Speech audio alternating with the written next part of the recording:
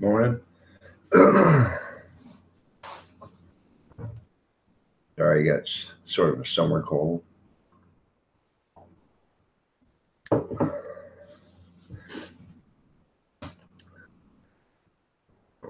How's every little buddy today? Nice to have you out here.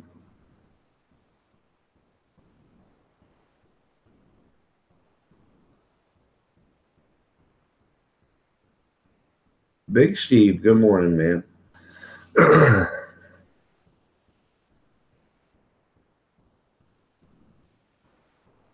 are you doing?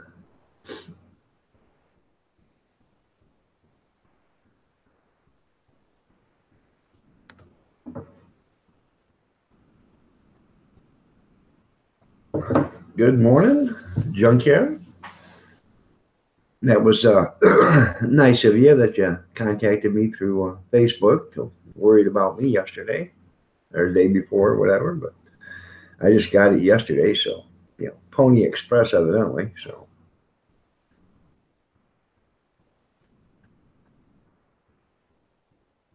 yeah, I've been up for about 30 minutes, 25 minutes. So I had to get beautiful first, then give me a cup of coffee. And it takes a while to set up the live stream. So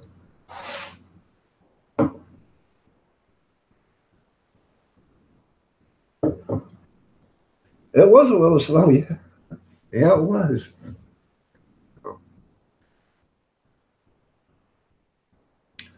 Because I was on Facebook yesterday before I got on YouTube, and there was nothing on there. Oh.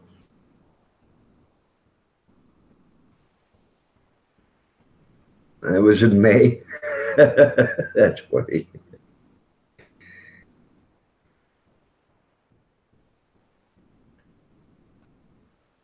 No, I didn't comb my hair.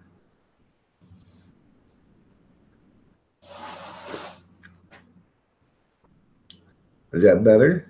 I got that cowlick back there, which ain't gonna come down. See? That ain't gonna get any better. So. Cyberspace.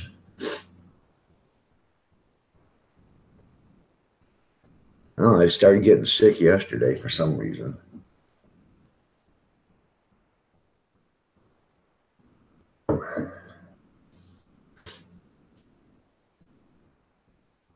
It's a junkyard dog.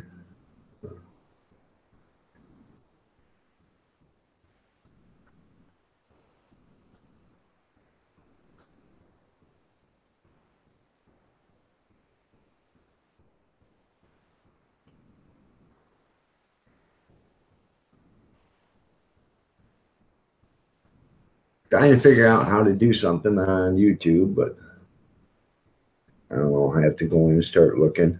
So I have to disable something. So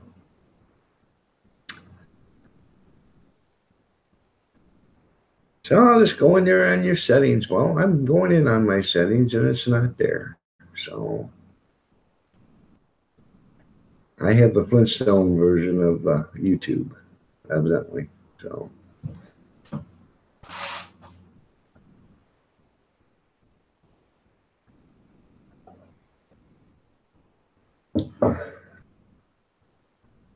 oh, nice and cool yesterday, huh? That was nice. Did you put on a coat yesterday there, Junkyard? Oh. And once you catch a cold,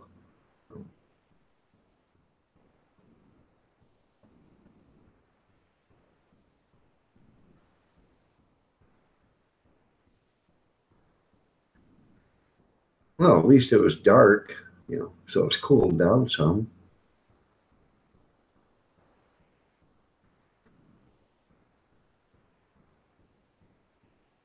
Have it all walk around yesterday in long sleeves and a parka.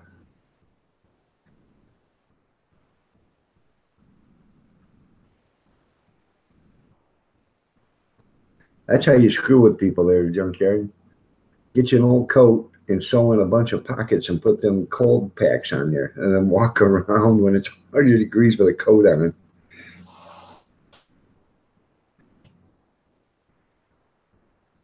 Yeah, where was you? Gonna eat that cornbread? How you doing, cornbread? Nice to see you here.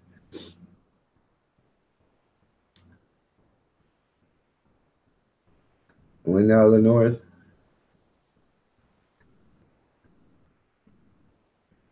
Yeah, the wind out of the north is always colder.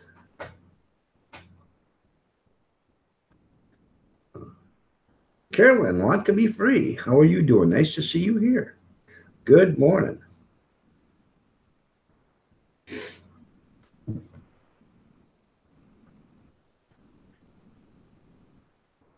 Beard's itching.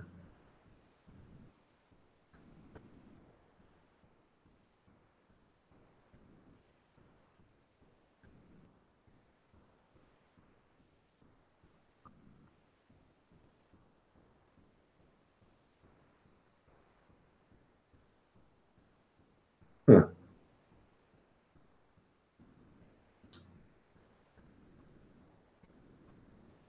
Well, that ain't right there, junkyard. John Franco, good morning. Nice to see you here. Allie Oakley, you're looking lovely as ever. How are you doing this morning? Is Grandmama there? Tell her she's looking ravishing. The apple of my eye.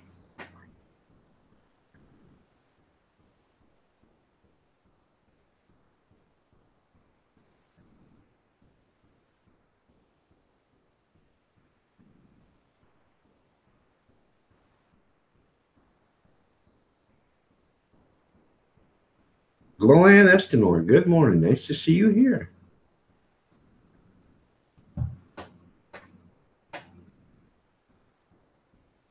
Usually, yeah, junkyard, somebody's wearing a long coat in the middle of summer. They're carrying something. Oh, you're walking to Grandmama's. Well, nice little morning stroll. Get a toasted corn muffin, huh? Never had a toasted corn muffin.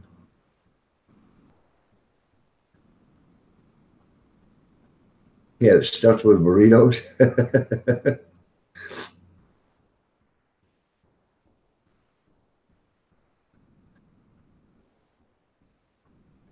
Ron's waving at Allie. You saved a turtle today? That's pretty cool.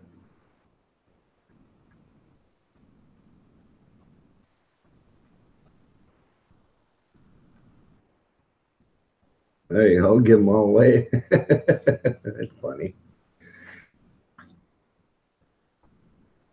I went to a restaurant one time. They had turtle soup, and so I was looking at the waitress. I said, "You have turtle soup here?" She says, "Yeah." I said, "Hell, I'll take a bowl. Can you make it snappy?" They didn't find that very humorous.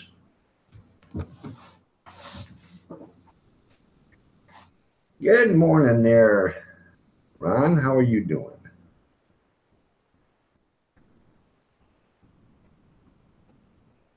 All right, I will check it out.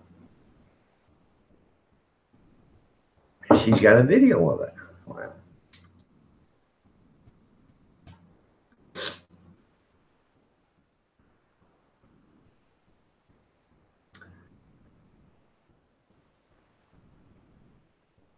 You're a bit stiff, but all good. Well, at least you're still pliable. When you can't bend at all, that's when you start to worry.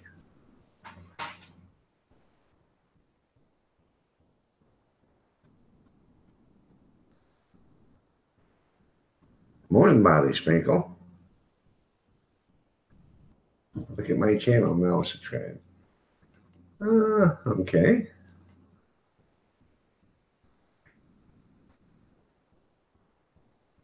670. All right, Bobby. That's good, man. That's really good. You're climbing.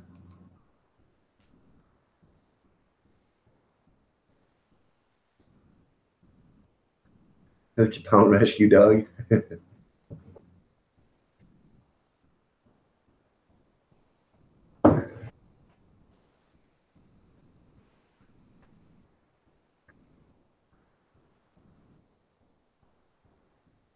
Yeah, burn a little coal.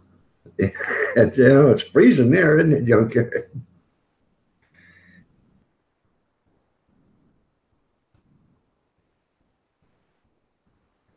You need a oil can to get out of bed? Oh, I believe it. Moving on up. There you go.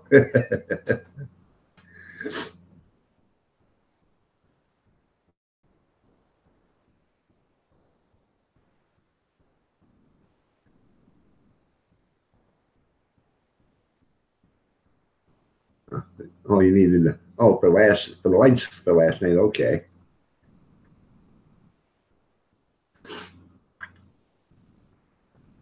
You didn't have power, so you had to have coal oil to light the lanterns. Okay. Good morning, Kevin Helming. How are you doing this morning? Nice to see you here.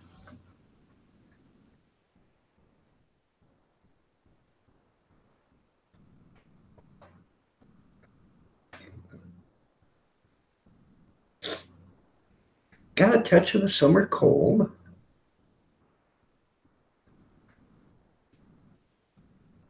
That's right. You got more now than you did before.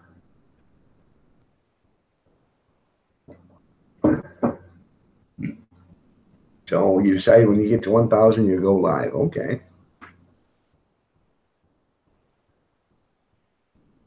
You like fried cornbread?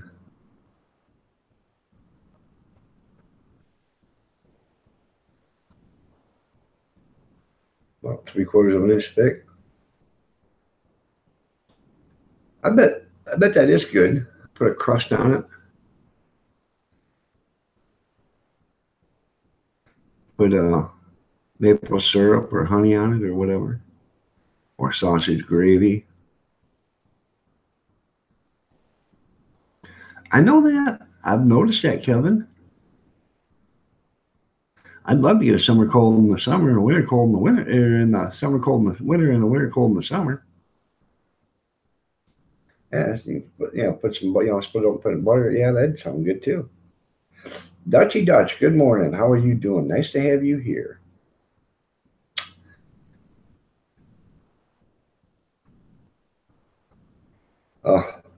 John Karen, seasoned collard greens. Oh my God, I love collard greens. And I'm not even from the South. So,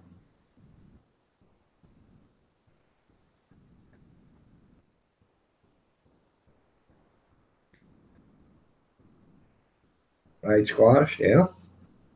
I take zucchini and yellow squash and I slice it on an angle so it makes it oblong, and then I put it on the grill or, we fry it.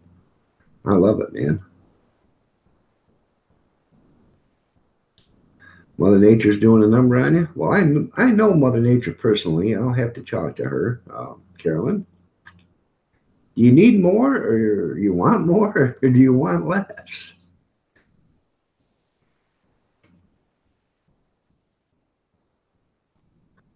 Yeah. No.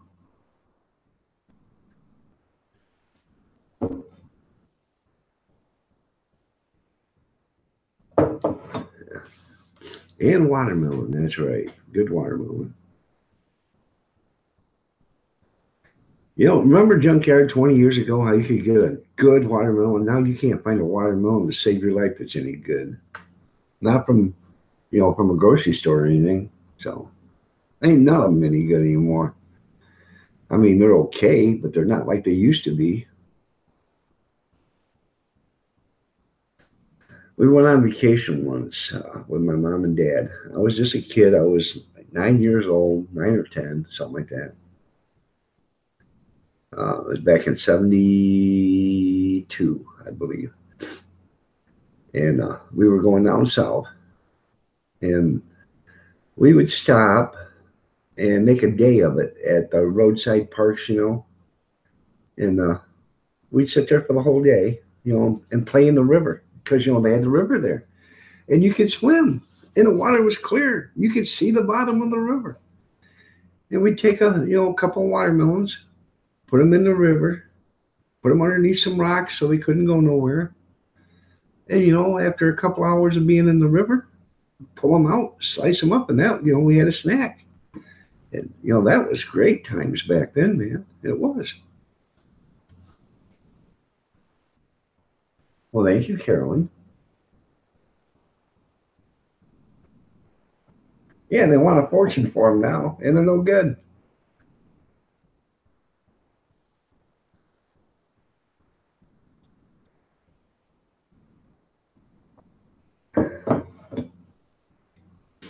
I don't know. I haven't asked her yet. How low can you go? Bada boom, bada bing.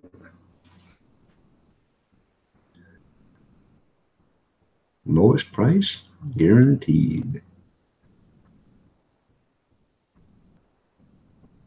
Yeah, and it was back then. In the 70s and 80s, a watermelon was great, man. It had sweetness to it. It had flavor.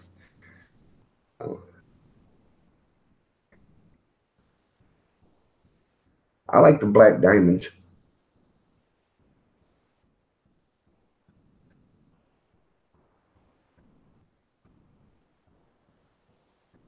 Wrong speech again. That's right.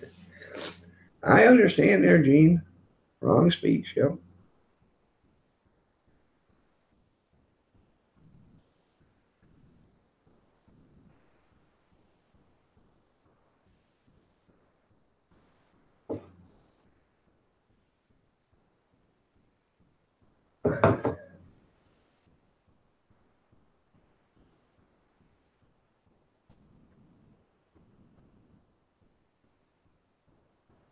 Yeah. No, you didn't miss it. Gene keeps showing up for the wrong award show. Right. Well, and then again, Junkyard, remember when a cantaloupe was the size of a watermelon? That big. Yeah. Indiana melons, this big. Try to find them now. That's a large.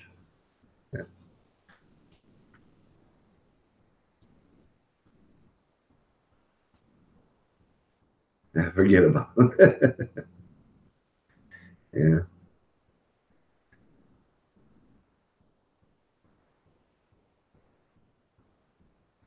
Well, I'm glad to see it's a drama-free channel this morning. So,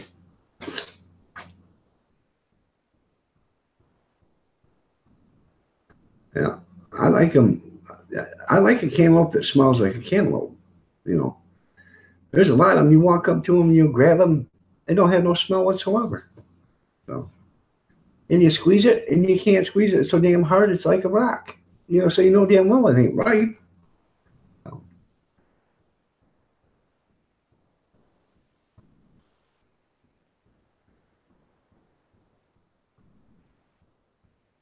yeah, I remember that. Can't do it now.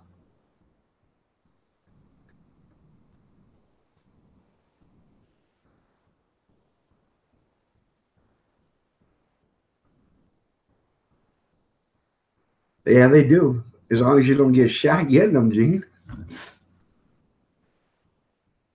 There is a lot of turmoil in the community.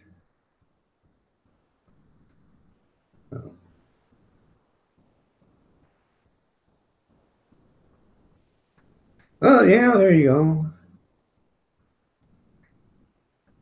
Tater Tot, that was a bad boy. Oh.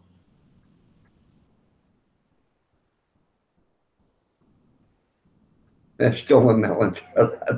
They sure are until you get shot with rock salt.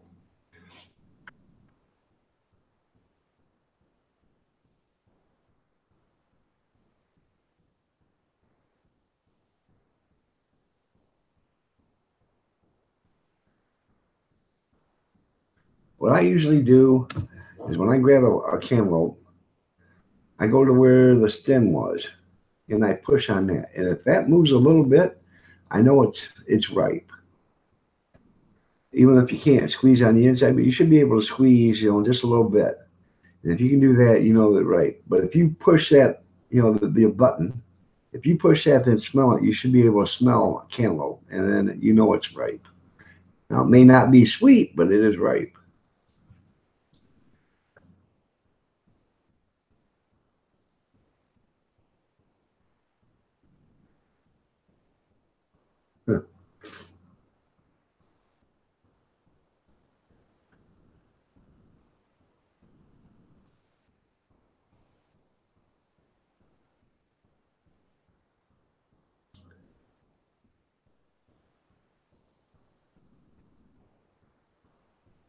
Mins, oh, man.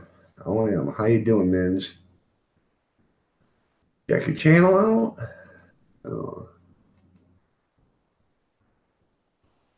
Mins has 465 channel followers.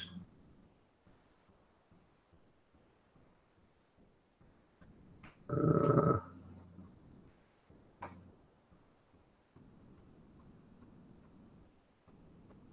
he is a musician. Okay, there, Mins. I'm showing you some channel love.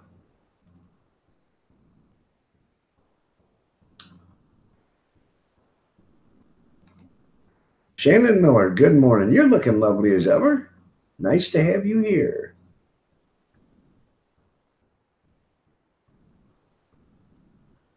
But these are for melon olive, yeah. Got yourself a good old corn muffin. Roni Red Ham of Peas. I know I murdered that. It's our Ronnie Red Ham of Peas. How you doing, man? Nice to see you here. You're welcome, Mins. So, well, you are more than welcome there, Shannon. So every lady is lovely as ever when they come in here. So, by the way, Shannon, did you change your hair? Oh,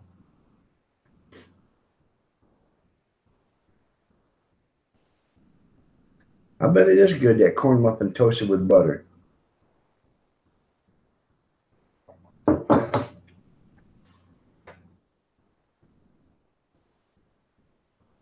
I bet it made a good watermelon hollow too there, Junk. So,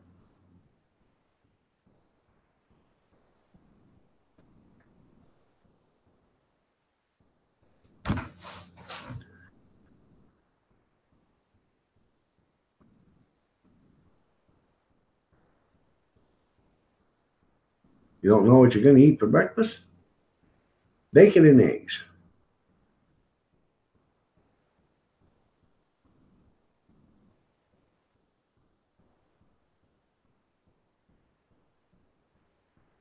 I'll have to watch that cornbread.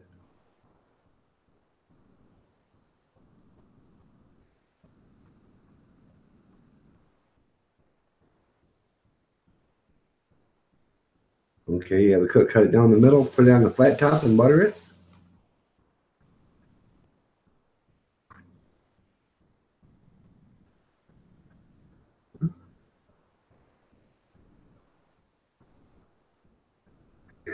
In the background. There you go. Idaho Hillbilly, Wildflower Fighters, and Mountain Junkin. A day in the life. So, I'm doing good, Ronnie. Roni.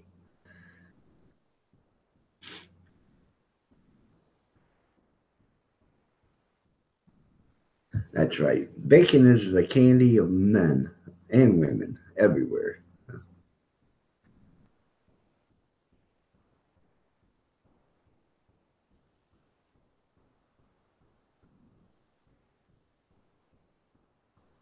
I'm doing good, JD. How are you doing? Nice to have you here.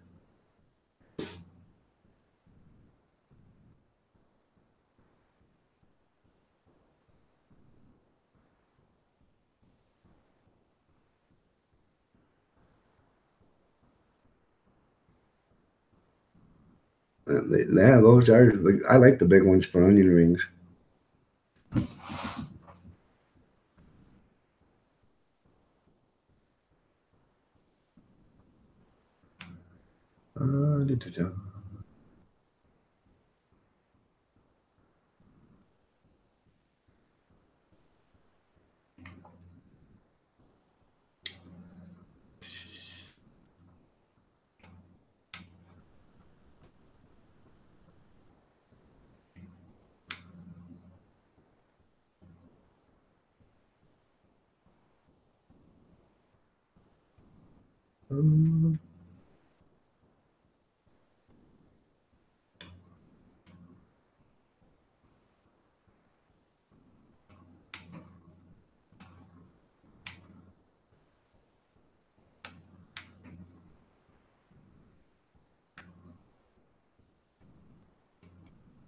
Okay.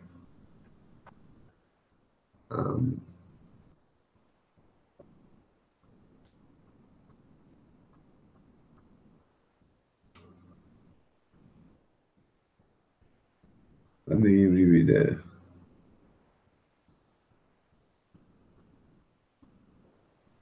Was that the birthday to Lori Ann? Is that what you guys are talking about there, cornbread? God, the good one. Good morning. How are you doing? Nice to see you here. All right. Well, I'm glad you're letting us know, Gene. The last time you went on a mini vacation, I forgot about it and was worried about you because I hadn't seen you. Yeah, I know. He just got back from a vacation. That's all that guy does is vacation.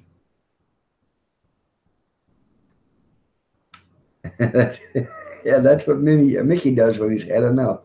Takes a mini.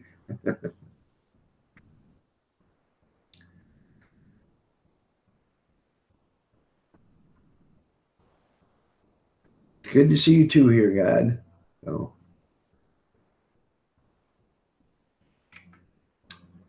I've got that bookmark there, cornbread. I'm gonna watch that. So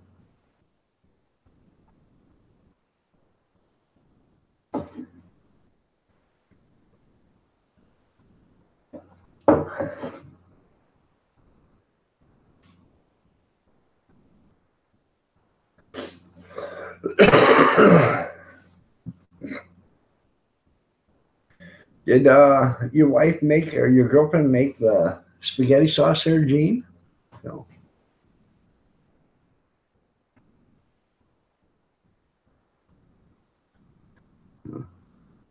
You got the camper done so you can take it?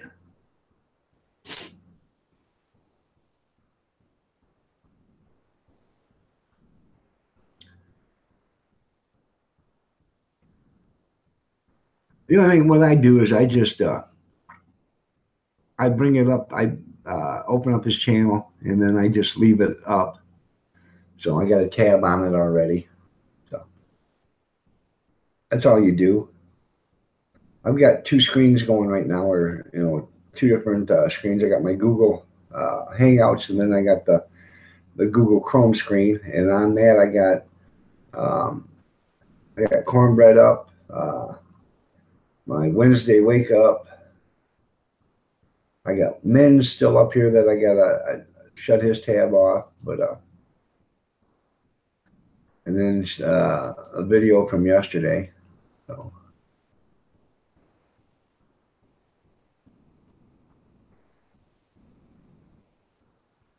you're right there, cornbread.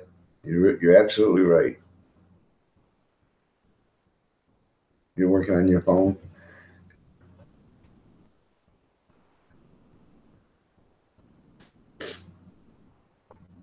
Well, I just had the wife and son took four kids yesterday to the fair. Um, it was Kids Day, so $15 a wristband plus $5 to get in over the age of 10. So it cost, I don't know, it cost me $80 I think yesterday to send the kids. So, but you know,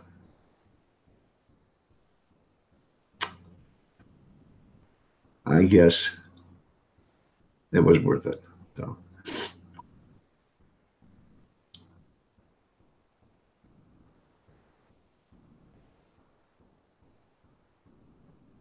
Yeah, lock your shop up really good before you leave there, Gene. So,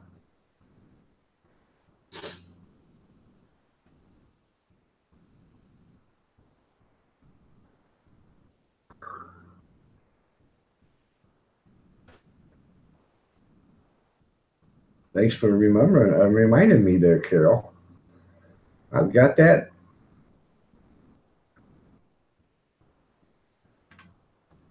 Be safe, Turtle. Okay, you got 32 views. I've got that up, so I'll watch that tonight. I'll watch that too.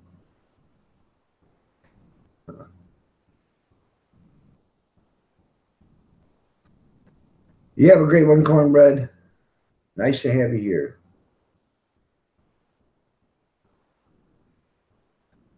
That's good there, Gene.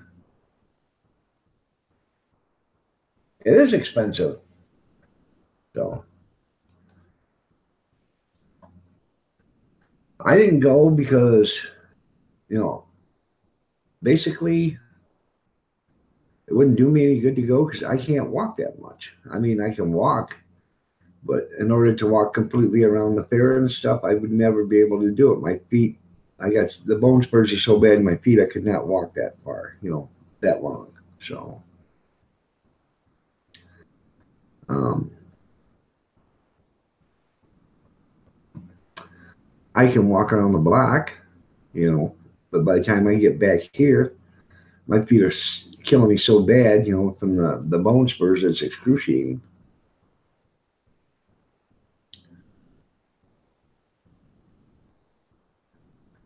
All right. Well, that's what it was yesterday. For $15, you could ride all day, but the rides didn't start till 3 o'clock in the afternoon, and it was over with by 7 or 8.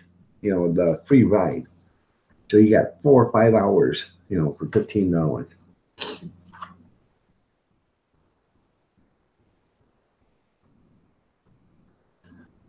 Oh. And there's no smoking in the midway. There's no smoking on the fairgrounds now, which it doesn't bother me. And I said, well, that's just another reason people ain't going. They say the fair's not making no money. Well, you keep doing this stuff and you're not going to make no money.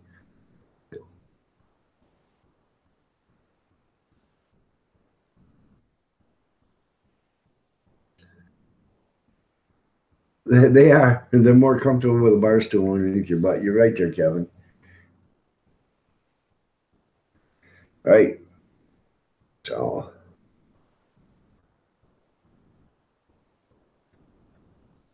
just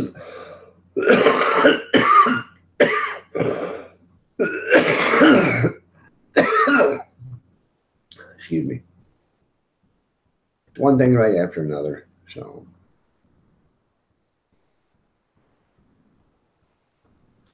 there you go. Hopefully, it'll be a good price.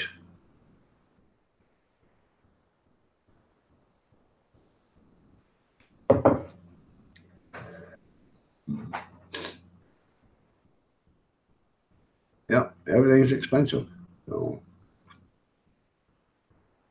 I went to McDonald's and picked them up, the McDoubles or whatever yesterday for dinner because I was going to make baked spaghetti. And by the time I was getting ready to go to the store to get the stuff, it was getting too late. So I went and got them some, McDoubles. And I said, hey, you guys can eat this because I'm not buying you stuff at the fair. I'm not spending $6 for, candy apple or $5 for a candy apple or whatever. And that's what it was. My wife bought a lemonade. It was $6.50 for a lemonade. I said, are you crazy? No.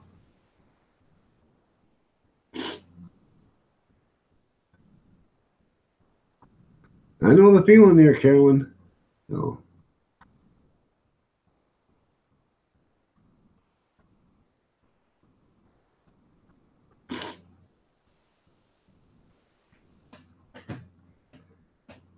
No. I just fed them McDoubles and away they went. They went there and I went to the store. So,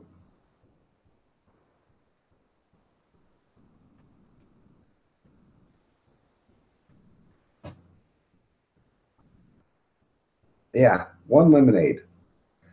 I think it's a 32-ounce lemonade. So She said, I can't believe what they get for that. I said, I've been trying to tell you. That's why I want to sell lemonade on my, on the hot dog cart. So.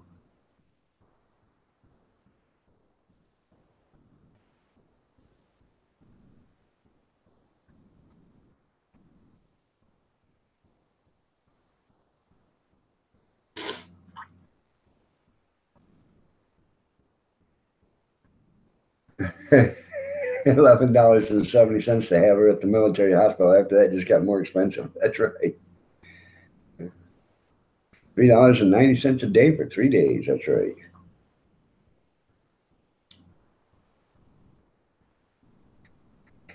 Yeah, right. I'm made out of money. Yeah, you hear me. All right, Kevin. Well, a few minutes is better than no. Zero Fox Given Off Road. How you doing, man? Nice to have you here. You might be able to get a refund there, Joe Card.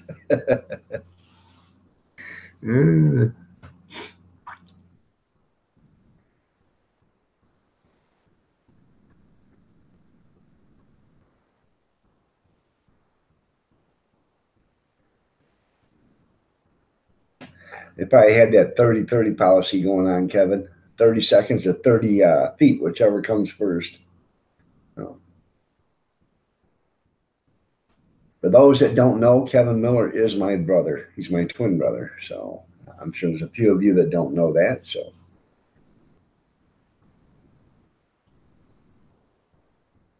you're right. I'm looking at getting a snow cone machine. That's why I want to get a trailer. I want to get a snow cone machine, lemonade, hot dogs, and a cotton candy.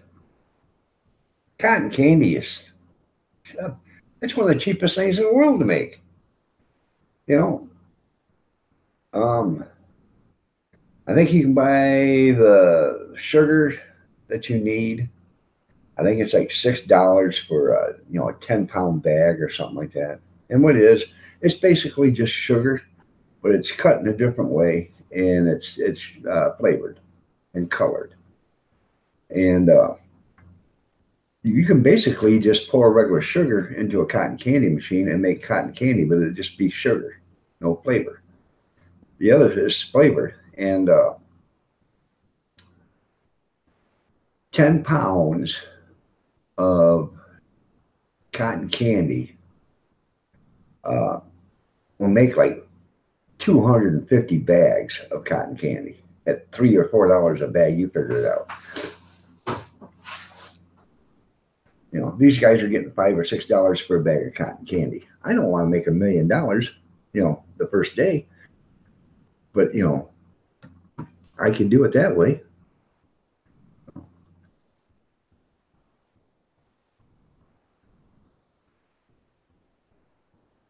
I have to set you up a stand at those prices. That's right.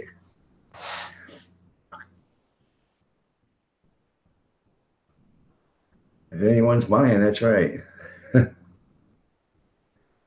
You got a kid candy machine or something like that, the $25 one. Those are pretty cool.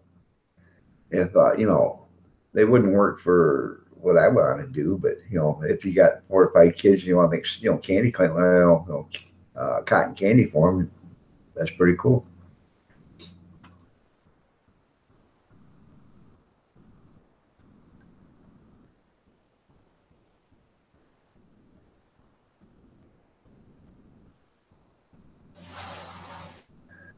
Money for nothing. That's right.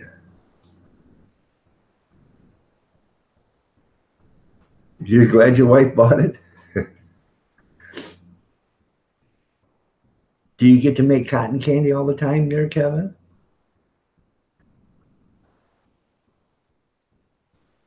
Right. Kids will have the college paid for. Purchase number 348. But you can buy a brand new commercial cotton candy machine for $345. And then you can buy the the plastic cover that comes over the top of it, because all you get is the bowl and the machine, and a lot of times people want to put the cover on it, and then that way it keeps it from flying all over the place. But you can buy that for like $80, the cotton cover or whatever, which is a good price because it saves a lot on the cleaning bill, or cleaning time. So for less than $500, you got a cotton candy machine that you can start making money on.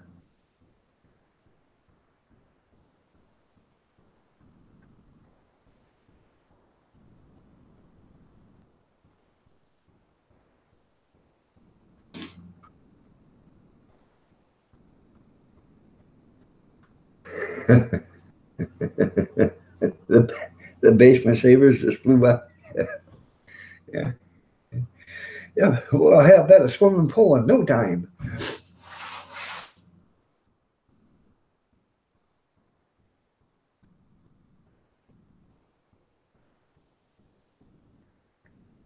So,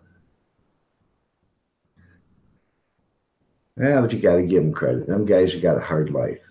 Firefighters. I My hat goes off to them. If I had my hat on, I'd take it off for them. So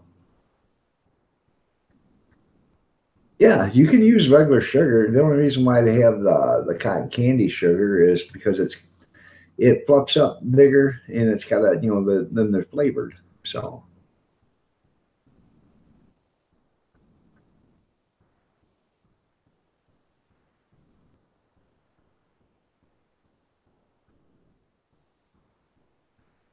yes, he is.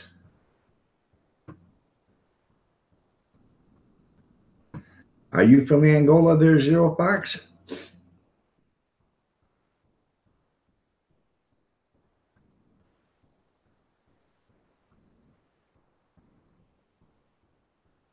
Um,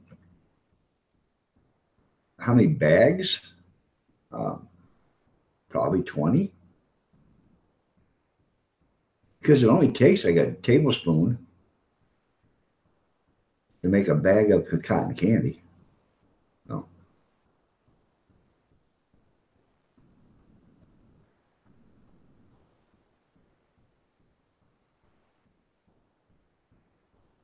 that's right, Carolyn.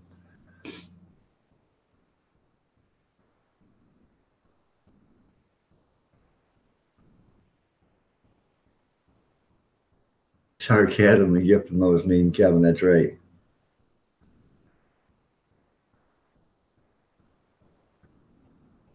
Zero Fox, he's actually from Fremont.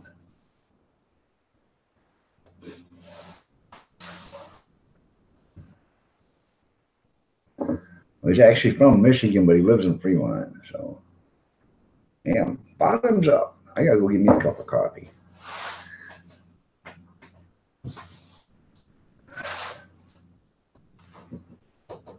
Uh,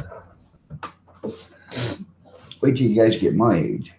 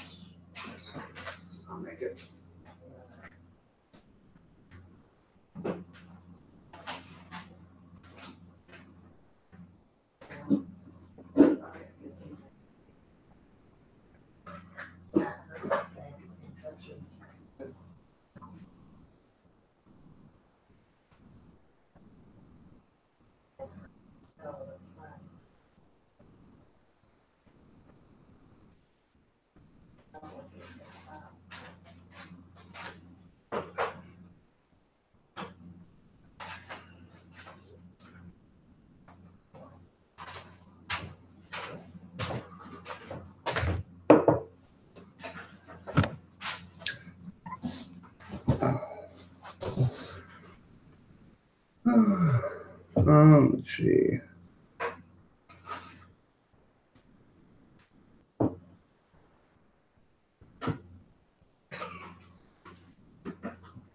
Yeah, a pound of sugar will make a lot of cotton candy there, Junkyard.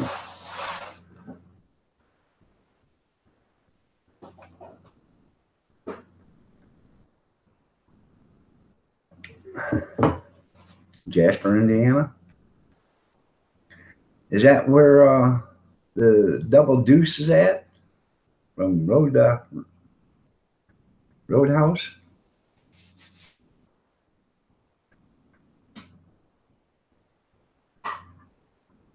Hi, Marie. How are you doing? You're looking lovely as ever. And you used to live in Jasper, Michigan. Small world.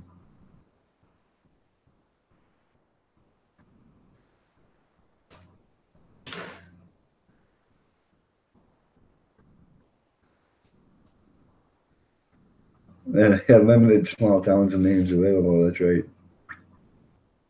Relic, how you doing? Nice to see you here. All right, Kevin, you have a great day. I love you. You be careful. You slept in? All right.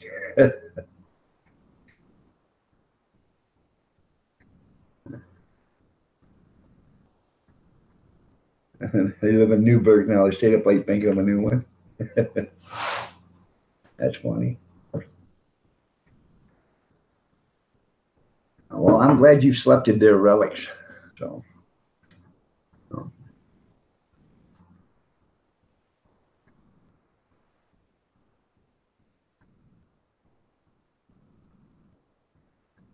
I've seen that.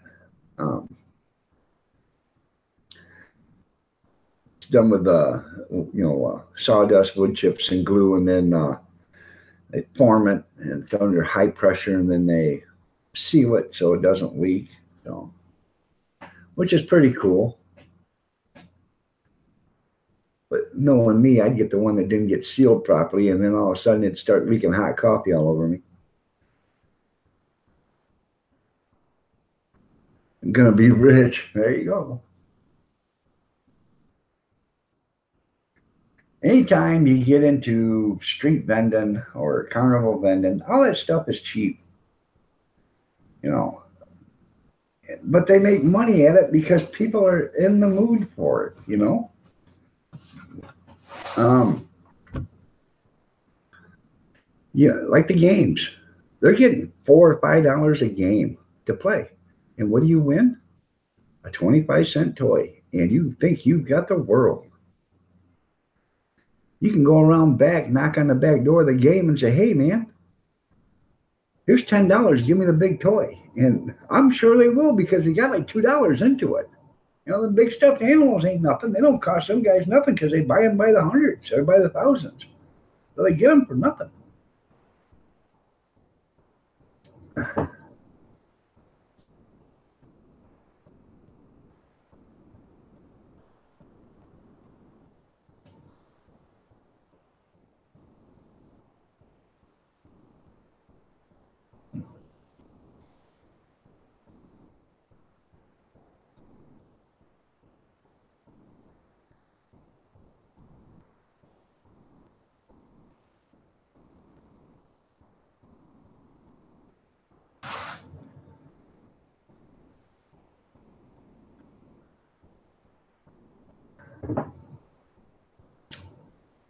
So, how's everybody doing today?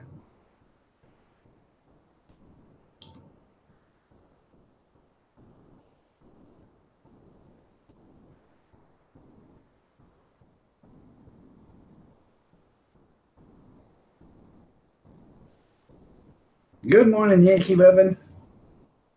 I'm doing great. How about you?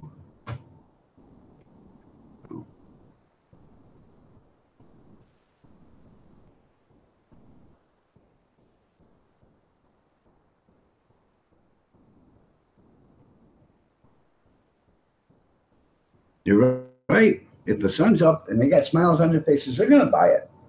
They're gonna buy it then, and and they're gonna like it. And it doesn't matter what they're getting. They think they got a deal. So I believe in ghosts. How are you doing? Nice to see you here. Jenny O'Brien, you're looking lovely as ever. Nice to have you here.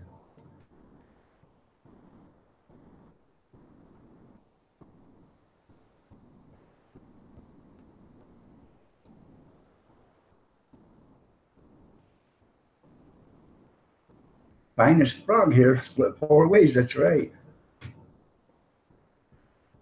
There you go. Start the lawnmower, Kevin. Get it going. So,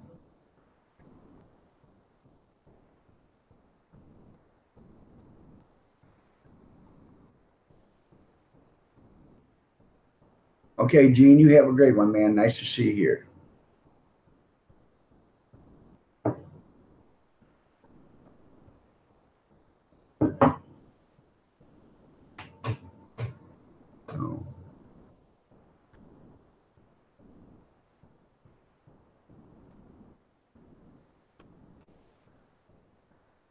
So, let's see.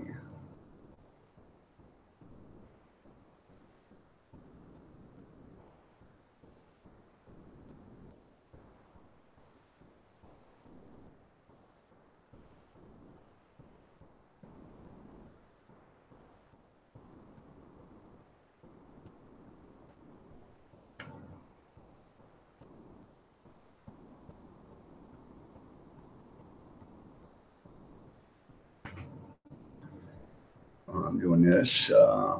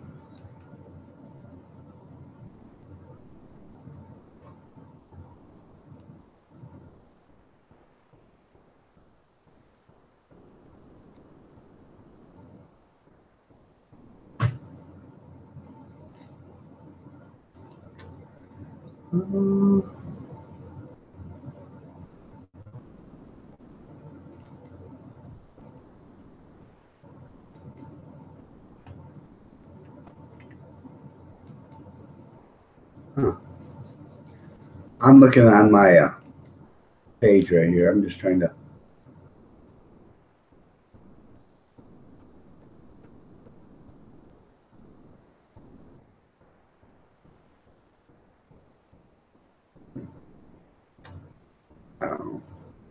Guess I'll go back to that later.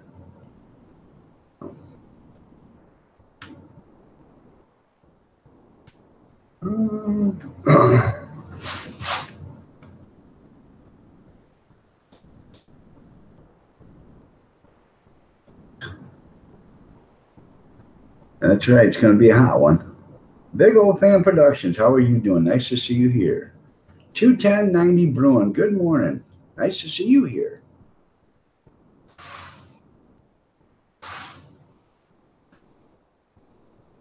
I bet, Marie. It's not raining here, thank God. That reminds me. Gotta check.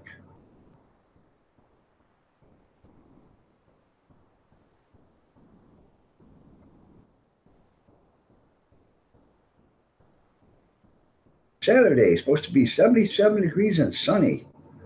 Good. So, I got a hot dog I meant to do Saturday. So,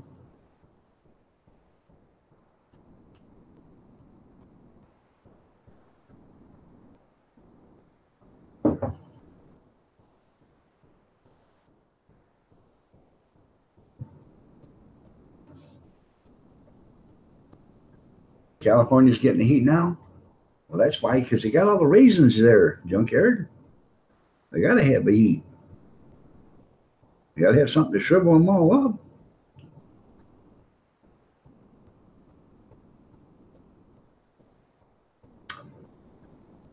About the chicken one, I thought that was pretty cool. The spring chicken, is that the one you're talking about? I did watch that one all the way in, but I ran 4 channels of yours yesterday for 5 hours there, Yankee. So I ran 4 tabs with yours for 5 hours yesterday. There we go.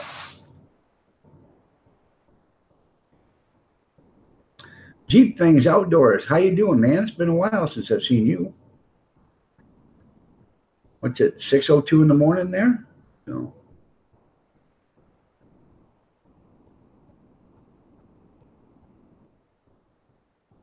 And give you some relief. There you go.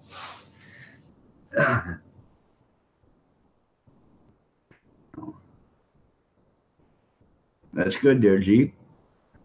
Well, maybe junkyard that'll keep them indoors, you know.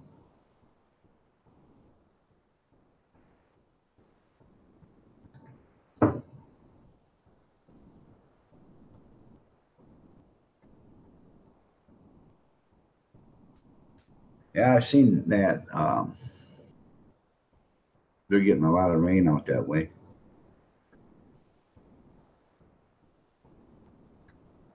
Yeah, I think Bobby's still in the room. So.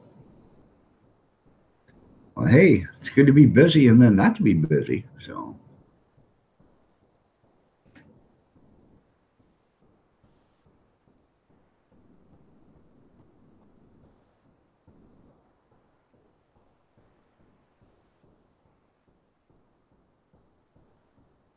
Jerry's Wood Shop. How are you doing, man? Nice to see you here.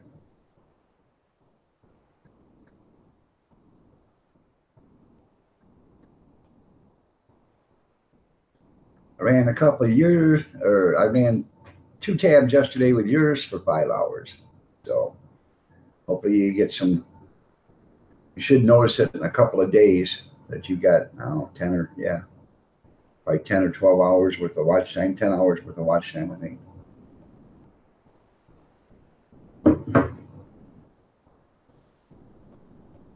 Yeah, every time they send money home, make them charge them $5 extra. Yeah.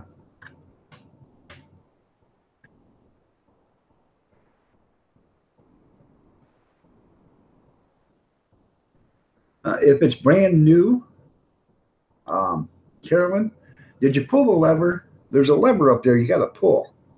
When you pull that lever, that releases a brake on the engine. There's a brake on the engine that keeps that engine.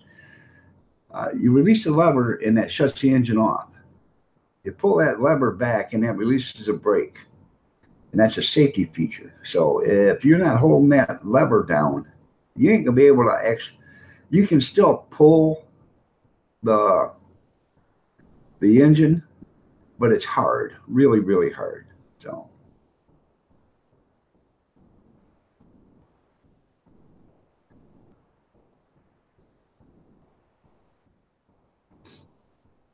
you got a lever. Don't you have a lever on your handle?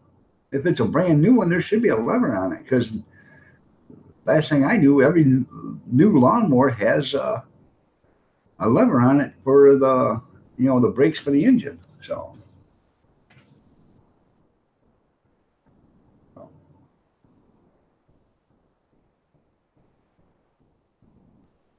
it should be a handle that goes clear across the other handle. So you got to hold on to it with both hands or one hand. You hold on to it with one hand, start it. Then you put your other hand on it when you push the lawnmower.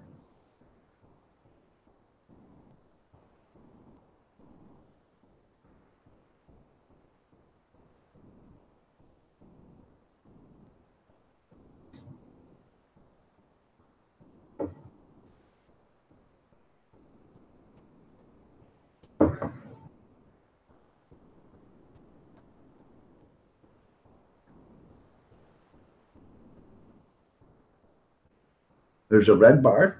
Okay. Squeeze that red bar or twist it or whatever. There should be a red bar, and you grab that. That's not um, that's not self-propelled.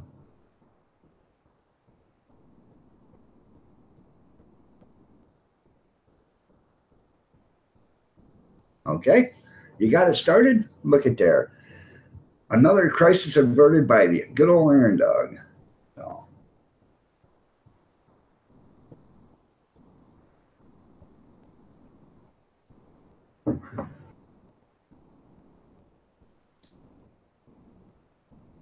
Wolfie in the pack, how are you doing? Nice to see you here. You're looking lovely as ever.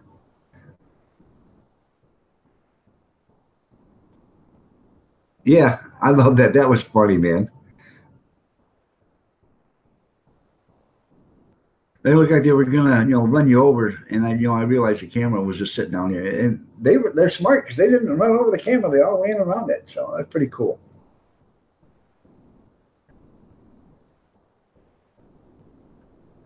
Yeah, yeah. You got to push. One of the bars is for the engine, and the other one is for uh, your self-propelled, and you have to have both of them closed in order to be self-propelled and move and run, or you got to have the other one.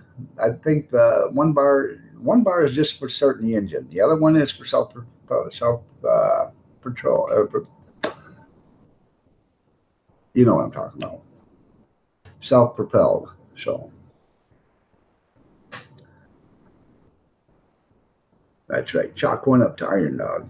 He's not just another pretty face. Um, you can adjust by that red handle there, or the self-propelled handle, Carolyn.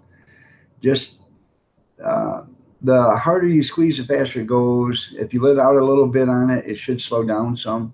It just relieves some of the tension on the belt. That's all it is. They're all set. I think they're all set for 3 mile an hour walking speed. 3 mile an hour doesn't sound like much, but it is if you can't walk. So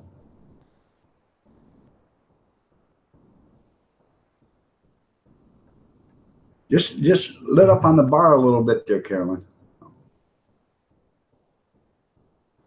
Yeah, when I run your playlist, it's for watch time. It gives you watch time.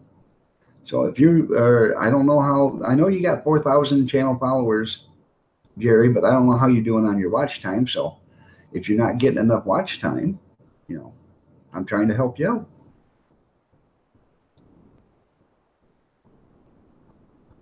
out, right?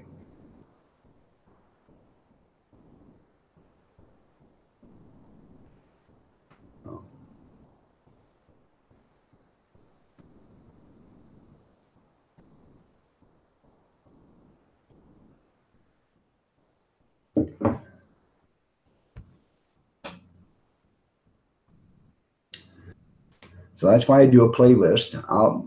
What I do is I go to your channel and I pull up your videos, and it'll say play all. And when you hit that, you go over to the right hand side and it'll start playing a video, and there'll be a loop and an X.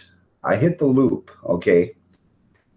That way they'll run until, if I never touch that computer for 2 weeks and let it run, it would constantly go through your list over and over and over again.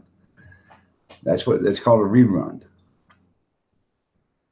And then what I do is if I open up a second tab on yours, I will run down and say I'll go to video 45 and I'll start there. And if I go to a third tab, then I'll go to video 90 and I'll start there on that one. And I'll hit the rerun on all of them. So it starts at one point, and if you never touch the computer for 2 weeks, it's going to rerun and rerun and rerun it until, you shut it off, or until, Google not responds no more. So you're welcome. That's right. That's what I did a video on that yesterday, the day before. Um, let's see. I can't even remember the name of the video, but I think it's called Showing Channel Love, and that's basically what it's about. How to do it. Um,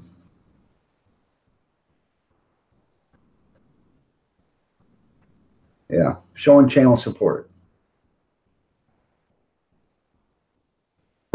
So, and that channel, like what I got into that video is, I can't watch everybody's video. There's just no way. Some people I can watch, and some people's I can't. And there's no time to watch everybody's. I'd like to, but I can't. But if you can't watch everybody's, at least you can put up every day, do 3 or 4 people, and let 2 or 3 tabs a piece. Or if you want, you can do 10 people and run 10 tabs and just 10 different videos, and you mute them all so you don't have to listen to them. You do it all. You set it up in the morning or whatever, or at night, and say, hey, I'm running your playlist. I give you a thumbs up on the first one. I'm going to let them run all night. I'm going to let them run for 4 hours. I'm going to let them run for 2 hours or whatever. And you let it run. You go to the store, you go do something, you come back, you check on it, see if it's working or not. But you always want to hit the X or the rerun, because if you don't, what it does is it'll take that first video from that guy and then it'll run off the list on the side.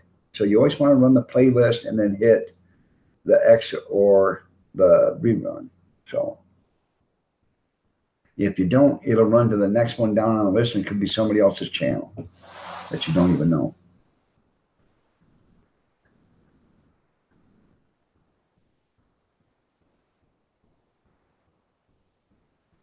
Thank you. You're welcome, Carolyn.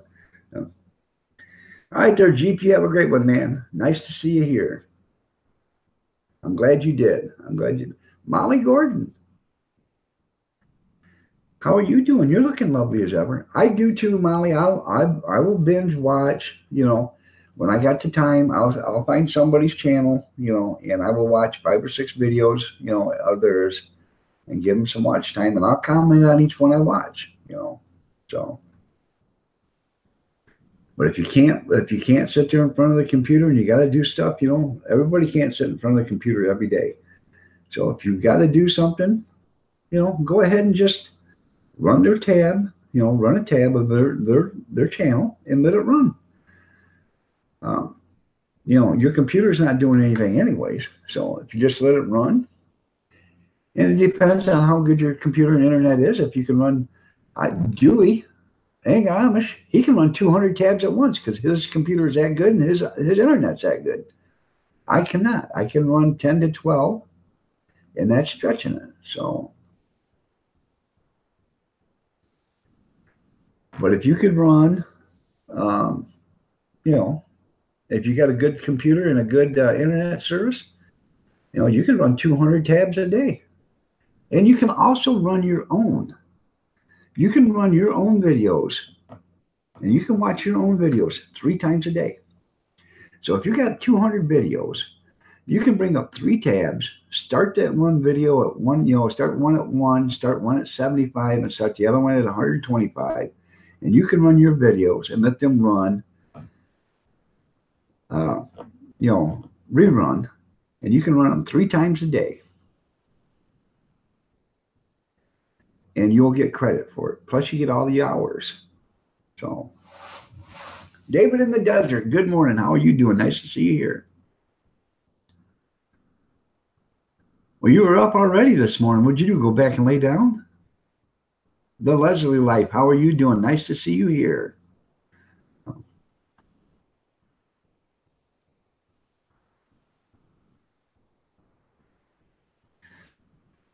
A tab is, here, I'll show you what a tab is.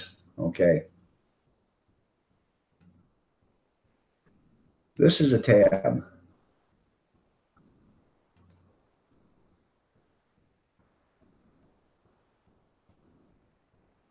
This is a tab right here. That's a tab. I believe in ghosts. There's cornbread. There's Carolyn. These are all tabs. But you can, if your computer can open up different tabs, and here I go, here's a tab. I'll go up here to YouTube. And let's see.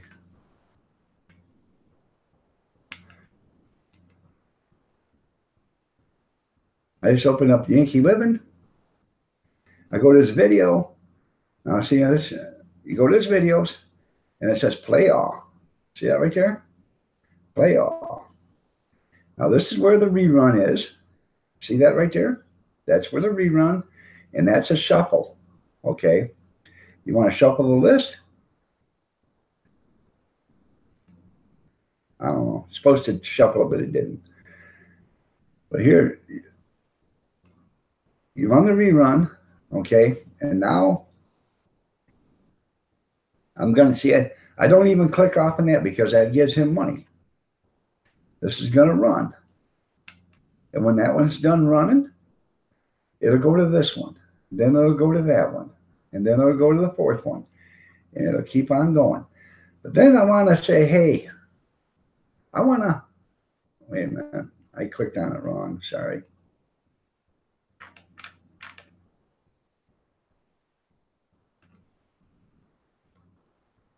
What did I do? There we go.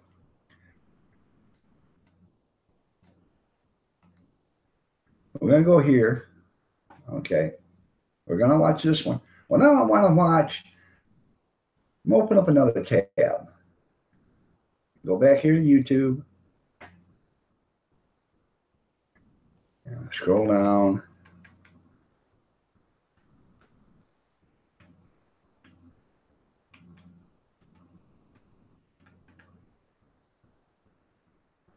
And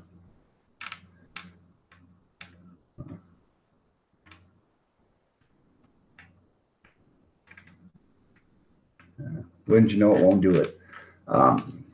Okay. I got to go in here and do it this way.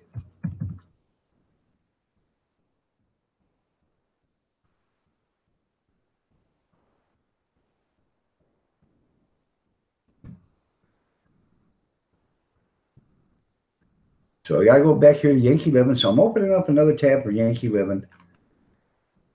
I'm going to hit play all. Okay. Now I'm going to run down here. And I'm going to start at 50. And then I'm going to hit the rerun. So what it does, it goes from 50 all the way down to 137. And then it'll go from 137 to 1. And then all the way up to 50. And it'll keep on going. That's how you do it. So, sorry about that, but I'm going to shut those off because I know damn well that'll keep me from doing a live stream. So better shut that off first. There we go.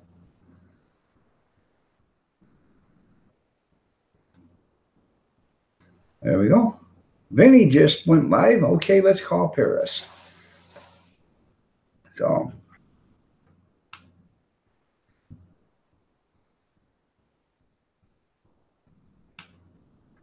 let me catch up. By the way, happy belated birthday, David.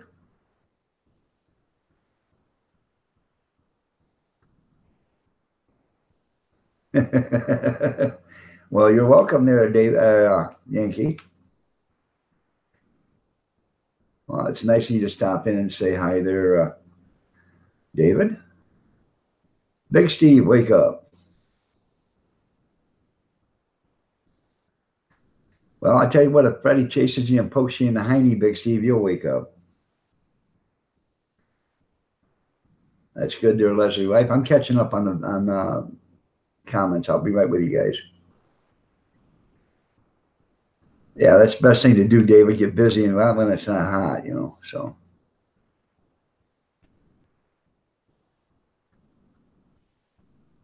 get you a cup of coffee, Big Steve.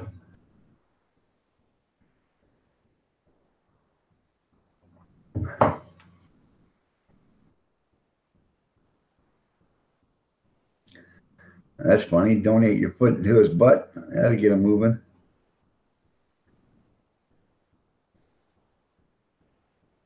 Yeah. Well, I don't know the technical thing. All I do is I just keep opening up new windows. So that's what I do.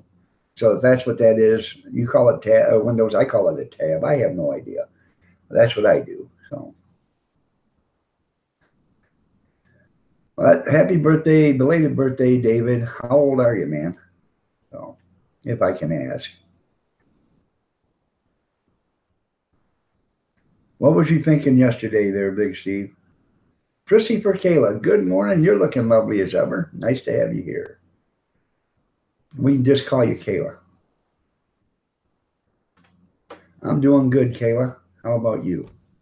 Okay, I'm caught up. So,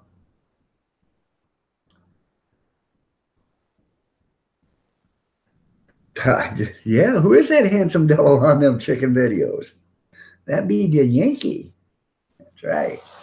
I didn't see a little rooster dog anywhere there, Yankee. Did you already put him in a pot? You turned 61 yesterday. David, you don't look a day over 51.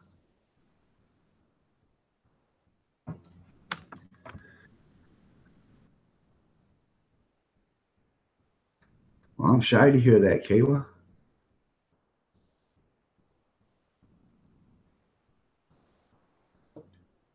Would you like me to sing happy birthday to you, David? Happy birthday to you. Happy birthday to you. Happy birthday, dear David. Happy birthday to you. Happy birthday, David.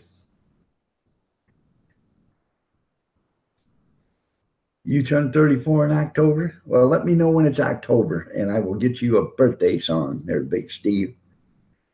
Oh. Pressy for Kayla, you're 15. Okay. And why haven't you been to bed yet? Young ladies need to get their sleep, Kayla.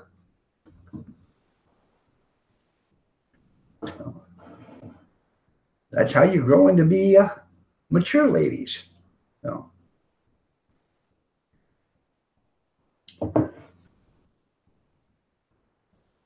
You have 495 channel followers. You were probably up all night gaming, weren't you, Prissy?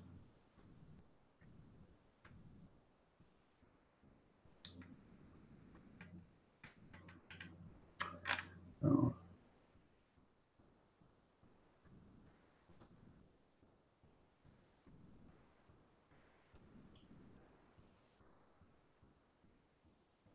You want a dang gift from me? Okay.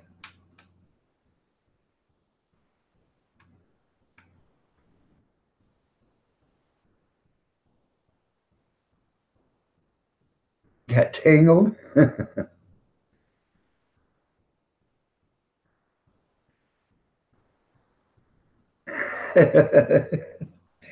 Good morning, Grizz. Nice to have you here. Just as long as you don't get tangled up in the girls' or get caught up in the girls' bathroom there, Grizz. So.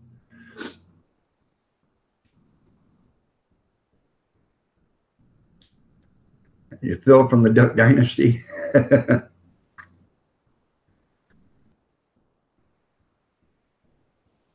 Well, that's pretty cool there, Kayla.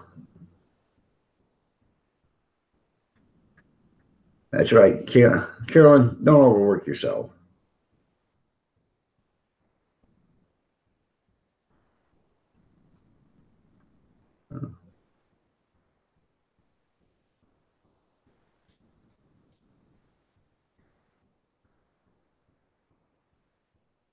Just don't squeeze the black bar so much. When you squeeze it tight, that's full blast. If you leave it open just a little bit, you got the red bar down here and the black bar up here, or the black bar down here. You just don't squeeze it so much. Make sure you keep the other one tight, the one that keeps your engine running, but the other one you can let off a little bit, and that'll slow it down some. Won't sing you there, good.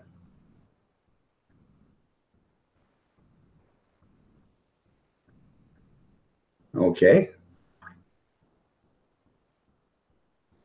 Well, I'm glad you haven't put him in the hot bathtub yet. So the hot tub.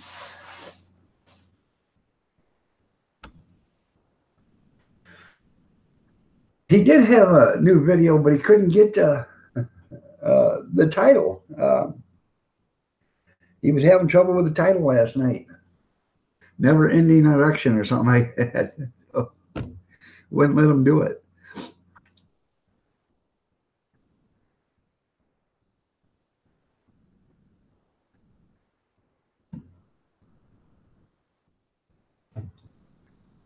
It's considered sexual innuendos. Good morning, Marjorie. Nice to see you here.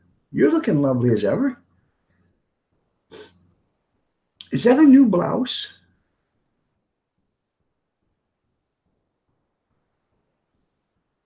Will this erection last? There you go.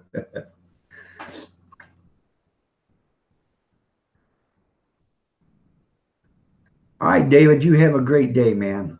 Happy belated birthday. Don't work too hard and stay cool.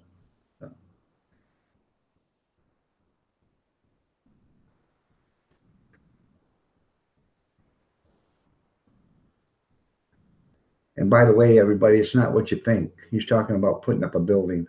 So they're putting up something. So get your minds out of the gutters. So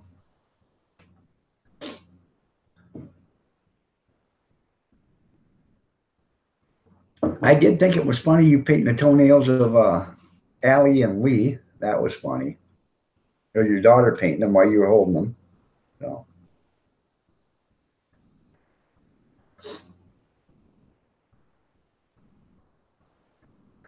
well, see, I'm a psychic.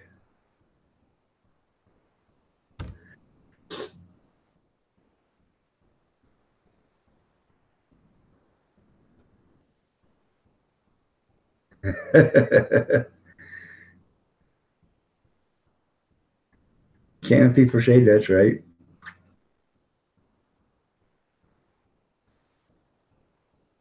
They did. But the only thing I was afraid of is once the chickens had their toenails, painted, the other chickens would peck at them, because they're different. They will. So,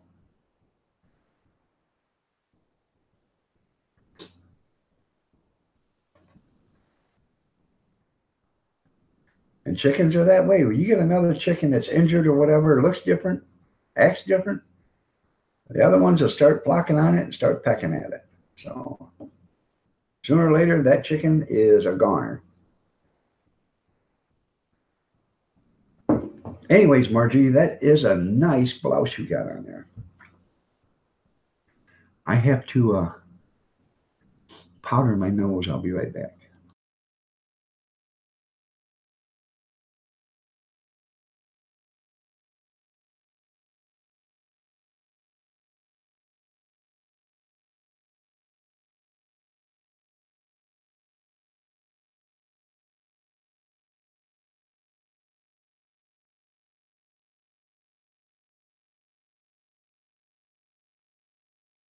Okay, sorry about that, but I don't think you guys wanted to see it or hear it. So the rooster would chase them all over the place.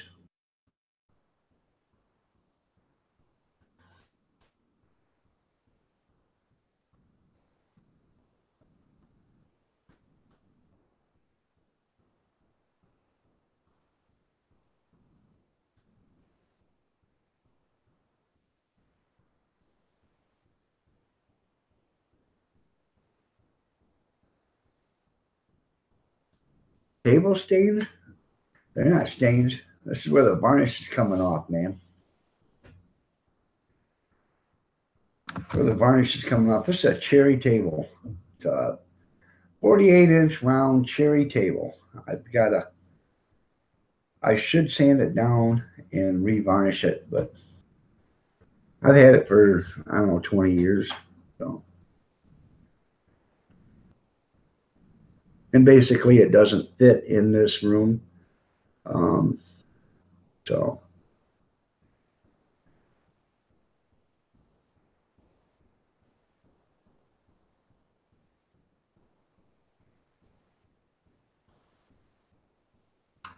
actually, you just gave me a thought. Maybe I had to have the kids bring in the one that I just got rid of. I took one out of the kitchen because my son had a big, when he moved in, he had a big kitchen table with 8 chairs. So we brought that in.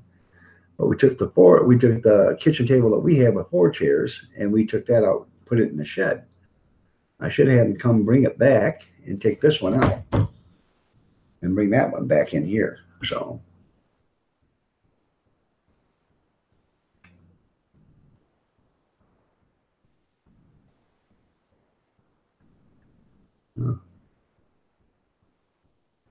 That's right. I helped her, Bobby. I'm smarter than the average bear. I'm not just another pretty face. I got some brains too. So,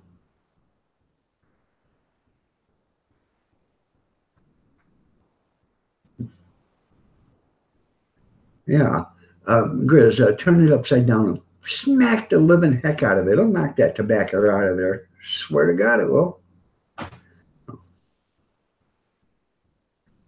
And if that don't work, you have to use a FTA, fine tool adjustment.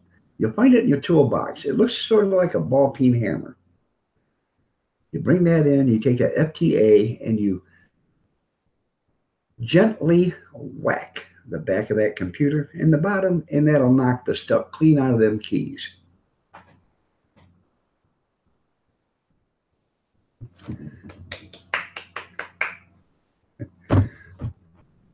Here we go. I'll pat myself on the back, Chris. You do that 3 times daily? And by the way, Tim, good morning. Nice to see you here. I didn't say it when you come in. I'm sorry. Excuse me. But nice to have you here, Tim.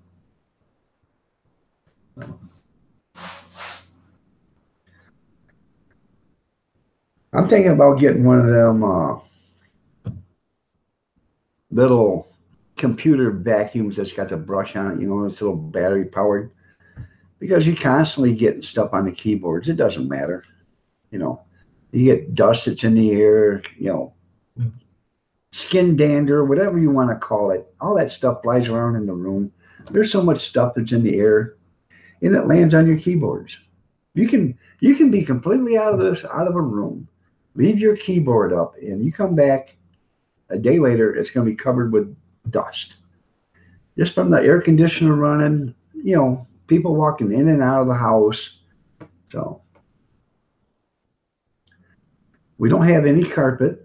The only carpet we have in the house is in the bedrooms, and that's it. And so all we have is hardwood or laminate floors, and so we cut down on the dust, because carpets are nothing but a breeding ground for dust. So, but without the carpets, our other house had nothing but carpet, and it was dusty all the time. You dust, and then the next day, and it didn't look like you even touched anything. And it's good, carpets. So when I bought this house, I took out all the carpet that was here, put in new carpet in the living room, or in the bedrooms, and then I put laminate floors all the way through the house. So we didn't have carpet, and it's a lot less dustier. So you can use an air compressor, but you don't want it on full blast. So, and you want to make sure that the air compressor doesn't have any moisture in the tank. So,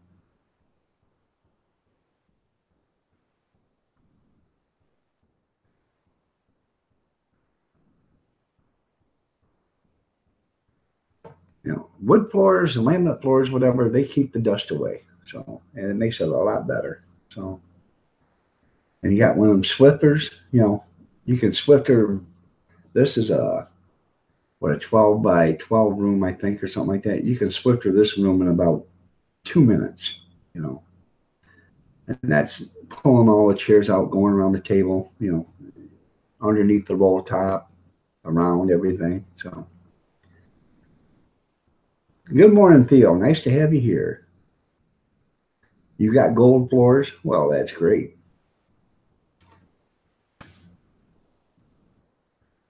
Yeah. Well, we don't have any dogs or cats here, so.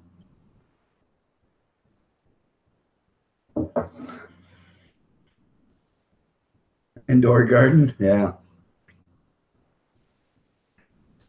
Well, when I first bought this house, it was a rental, and you know how rentals are. People didn't take care of it. I come in, and man, oh man, the first thing you could smell was dog urine. So I started ripping up all the carpets. And I got all the carpets out of here, and you could still smell it. Well, I got this stuff that was commercial grade sanitizer. So I went and got one of them, you know, hand pump spray bottles, you know, or spray things with a thing on it. And I took that, put that commercial grade sprayer or sanitizer on, and I sprayed the entire floor in the living room and in the kitchen and in this dining room. And I just let it set for 2 days. I come back in with a mop and water, mopped it all up, sprayed it again, and let it set. Come back the next day, everything was fine, smelled great. I didn't mop it up or anything then. And it, you know, it had already dried out. But then I put down the barrier, the foam, and then I put down the laminate after that. So.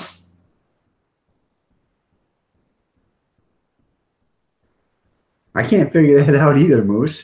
Huh. Shocking that they don't want to hold on to your hands. You know, figure that's the best way to know somebody. So. Yeah, 420 plants do well indoors. Yeah, they do. So. It's nice to have you here, Moose. By the way, I'm going to be doing a Thursday night live stream, Moose. If you'd like to come into the live stream, I'd love to have you. Put you up on the panel. So just go to my About page and you'll see, or here's my email.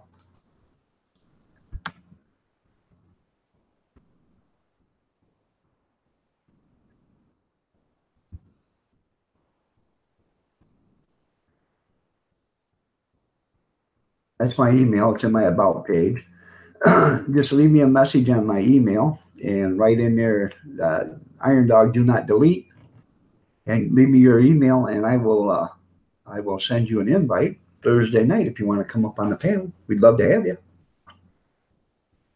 People would love to see you.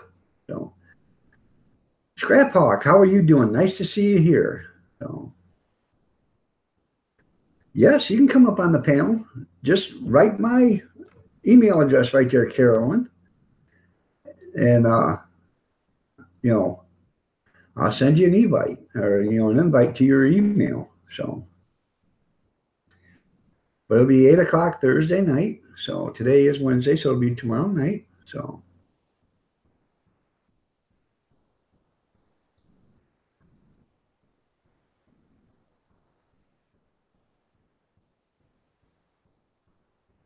You like the video of the hot chicks that rub beards? Were they rubbing Grizz's beard? I can't remember.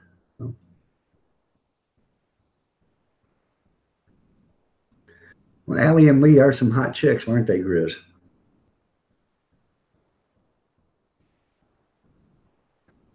Well, that's good. People want to see you. Moose, we miss you, man. We do.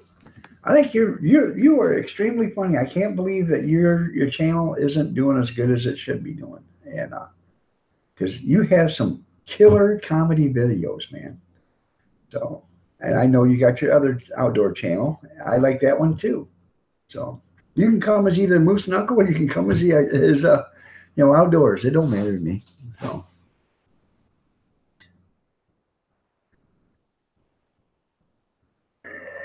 Turns out it was a private video on Pornhub. I won't fall for that. There you go. That's funny.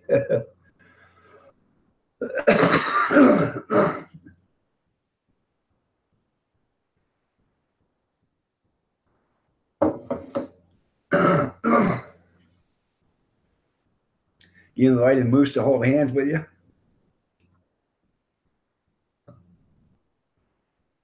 All right. Well, I'll be on Thursday night. I'll be on tomorrow morning, but I'll be on Thursday night. I didn't do it Sunday night because it was our anniversary and I was busy, but I usually do it Sunday night and Thursday night. So, and I had a rough night Sunday night, or a rough morning Monday morning, so I didn't even do a live stream Monday. Moose has got some great videos, man. So. That's right. He's this guy in overall shorts in the YouTube.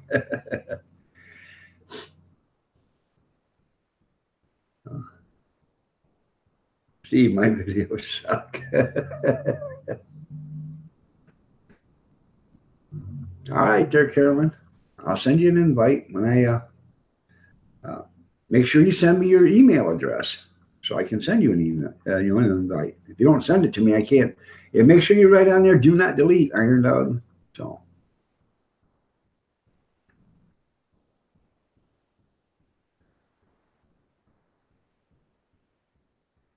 No.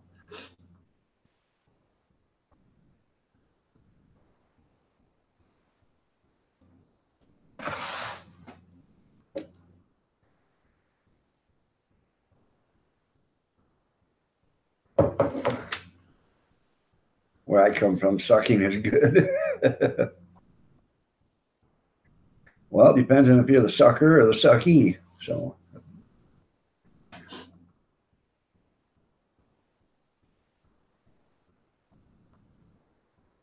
How dare you call me smart? Yeah. That's damn near insulting there, huh, Moose? So.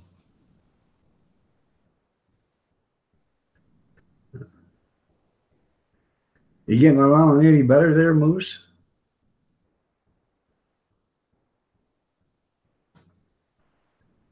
No. He just had surgery on his foot, so, or ankle, so. Hope you're getting to feel better, or getting to walk, or getting around better.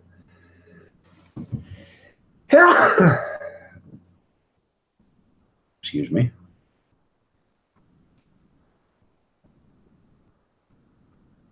That's how rumors get started. That's right.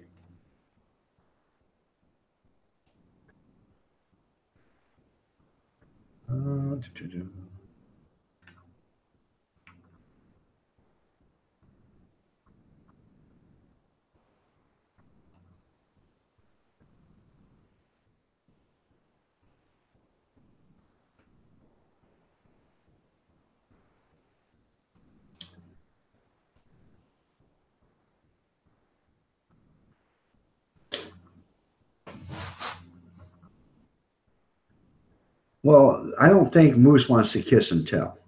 So, Big Steve. So.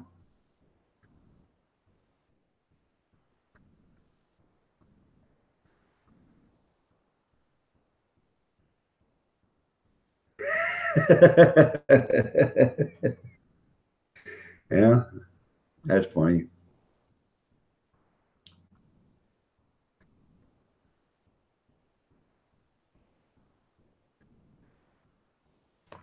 Well, you're halfway there, Carolyn. Put your lips in a circle and blow. Right now, you got the attention of everybody.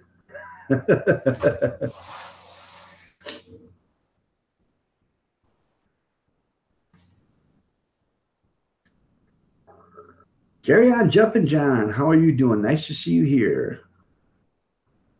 You guys don't know who Carry On Jumpin' John is? Check out their channel. I did miss their live stream. It was our anniversary. I'm sorry about that, Jumpin' John. I should go back and at least run it and give you some watch time on it. But go ahead and watch his channel. Not this Sunday, but the Sunday after next is a live stream cooking. But he does have videos and stuff. Go ahead and check out Carry On Jumpin' John. He is a chef and a damn good one. And if I lived anywhere near him, I'd be 950 pounds. Because I'd be there every night for dinner. So.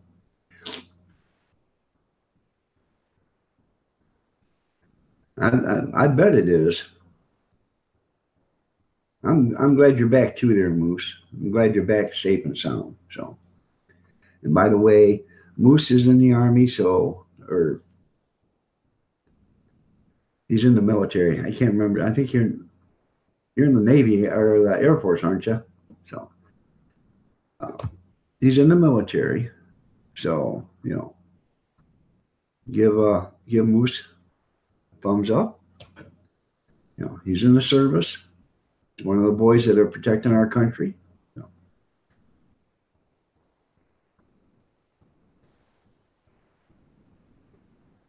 Chemical imbalance. Air Force, that's right. Yep. As soon as I said Army, I thought, no, that's not right. He's in the Air Force. So.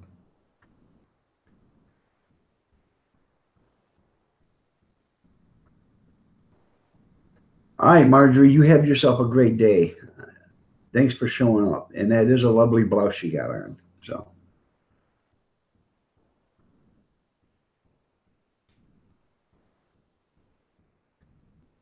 Mr. Jixer, 40 days and 40 nights rain so far. Arc is almost complete. There you go.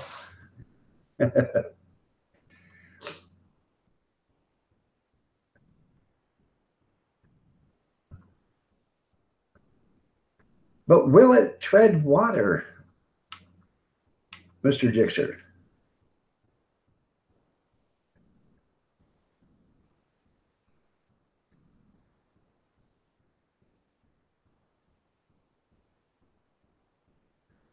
Oh, I got enough watch time. I'll give you guys some watch time. I get enough watch time every week.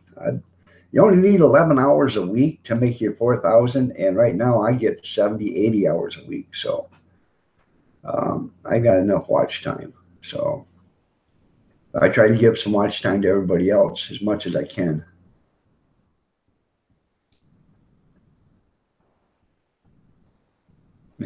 Maybe help Steve. You know.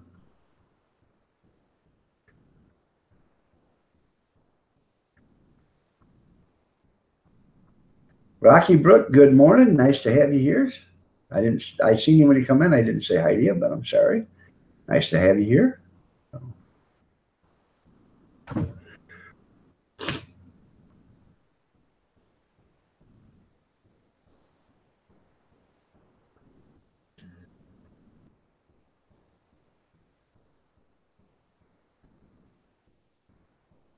Now, Grizz was telling me this Halloween, he asked me if I was dressing up. And I said, well, yeah.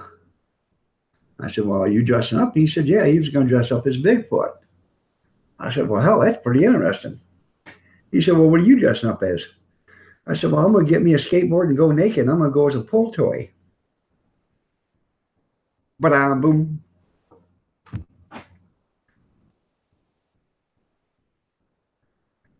Moose gets about 1 hour a month watch time. When's the last time you put out a video on Moose? Yeah. I loved your comedy, really. Um, I could watch it every day. I really could. So.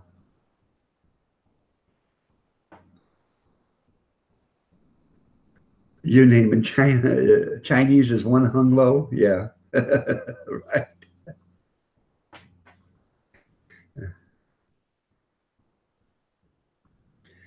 More like push button, push button. Yeah.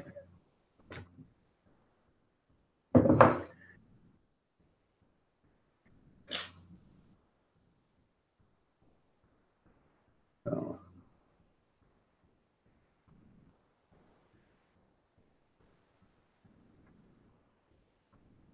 Been a nice stream already, hasn't it? Yes, it has. So.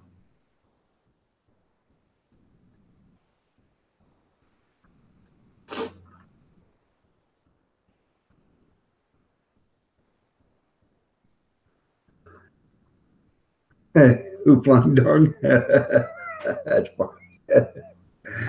Oh, that's funny, dude. Good. New from Off Grid Homesteader, Cecil Skinner. Hascap berries. Have you ever heard of them before? Have they ever tried them yet? No, never heard of them. So that's so redneck.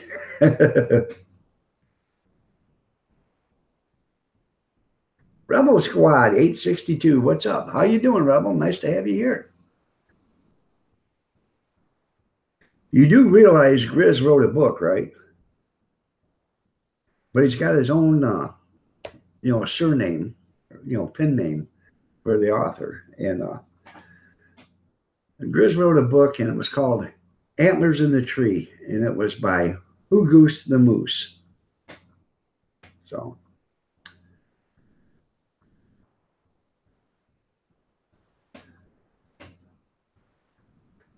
Not much, Rebel. Nice to have you here.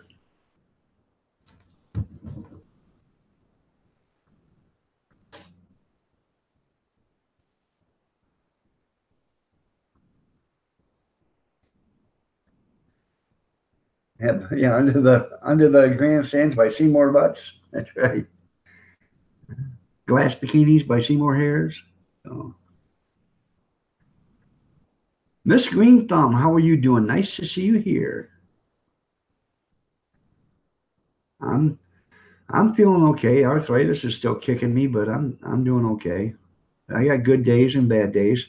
Been mainly bad days lately, but you got to do something. Got to power through them or not. So, 40 Yards to the Outhouse, by Willie Mickett, illustrated by Betty Won't.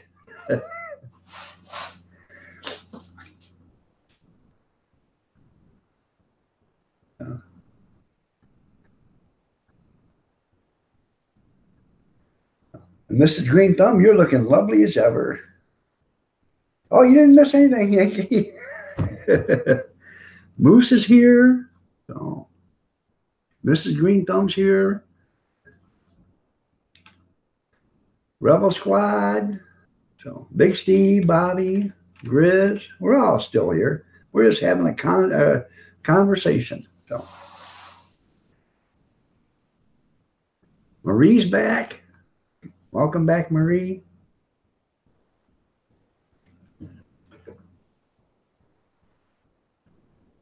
Yellow River by I.P. Freely. That's right. That's right.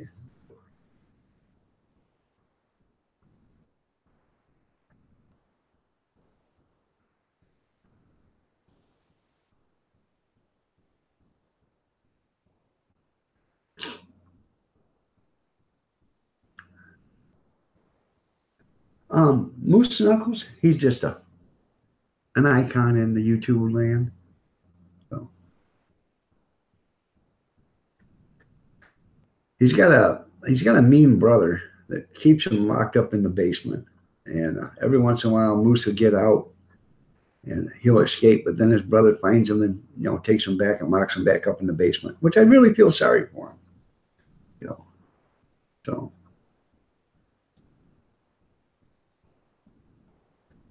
Yellow Lace by Mr. Peabody. It was her stripper name. That's funny. Yeah.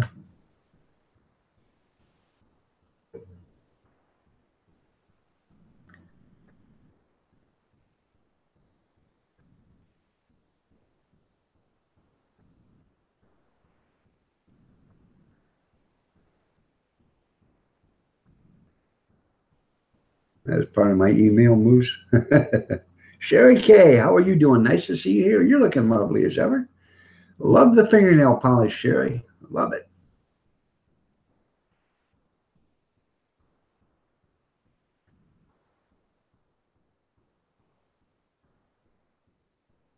Yeah, have a bit of a trouble keeping the title up on his last video. Yeah.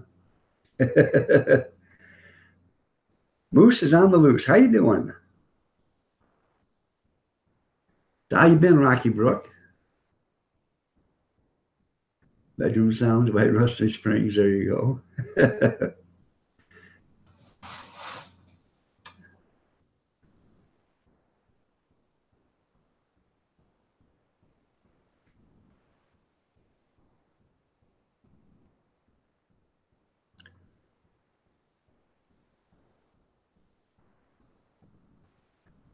It's about his erection. That's right.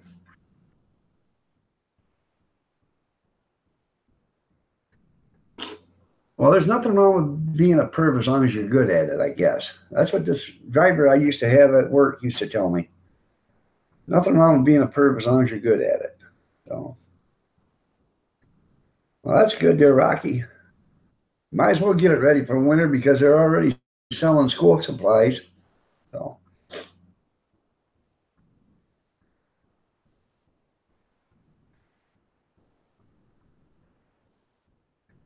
all right, there, Moose. Make sure you don't hit your dingles on every step as you go down. Oh, oh.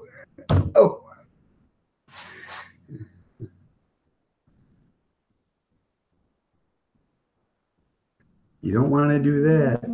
So we got the fair going on. The fair is like 2 blocks away from here. And during the week of the fair, you get all sorts of fine people come by here and all sorts of fine equipment. Half the stuff barely runs. It runs on 2 or 3 cylinders. Yeah. Then they want to park it out in front of your house to make everything look so pretty. Oh.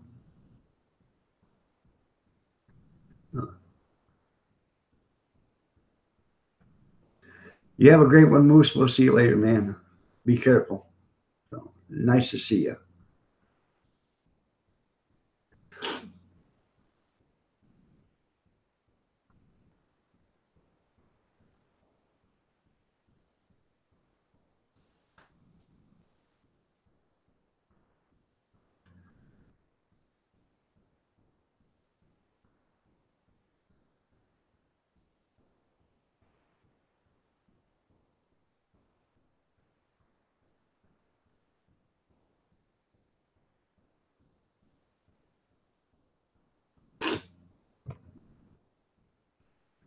Well, I'm going to have to go get me another cup of coffee and use the little boys' room.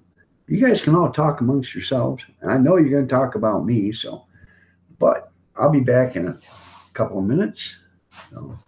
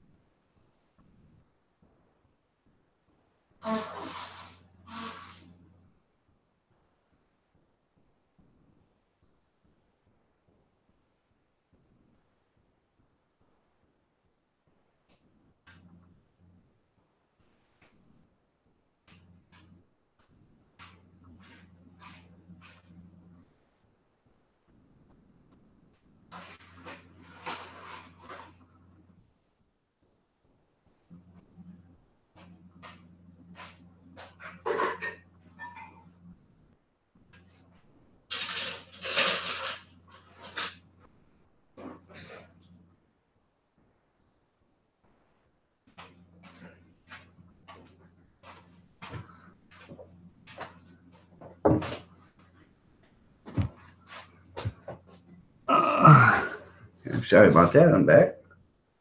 Oh.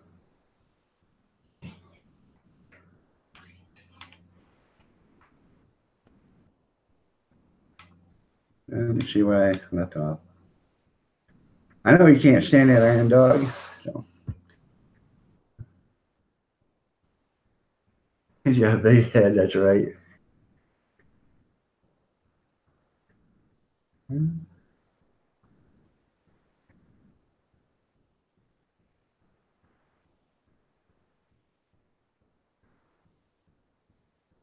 Good morning, Brad.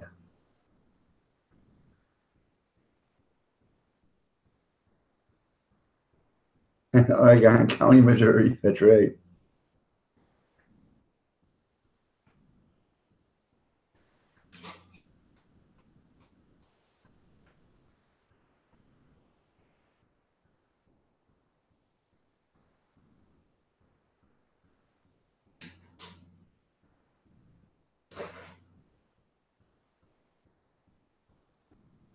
Maria moved by in camp out there, Grizz.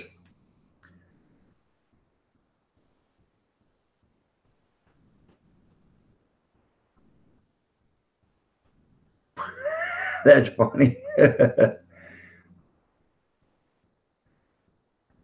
not caught, you're right.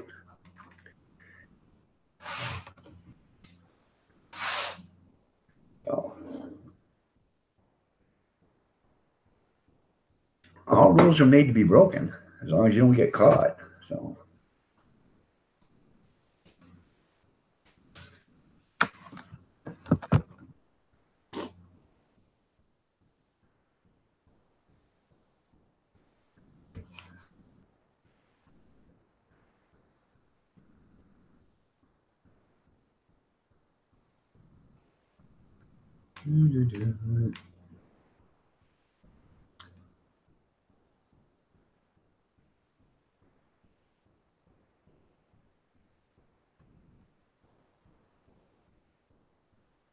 All right.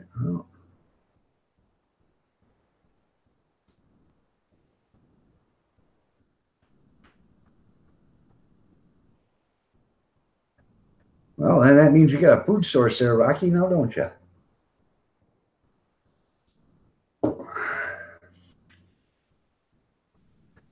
Hey, Rocky, don't anybody know this?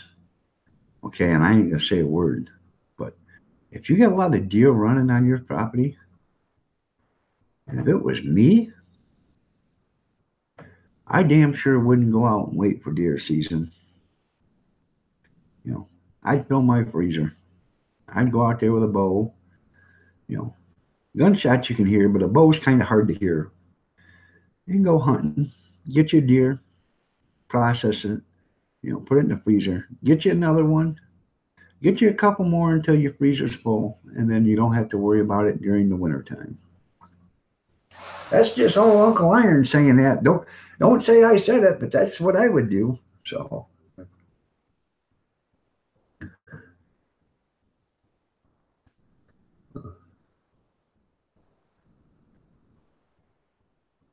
We'd have deer stew, we'd have deer and eggs, we'd have deer roast, we'd have back straps, we'd have deer kebabs, we'd have deer this and deer that. Oh, deer, we'd have deer. So.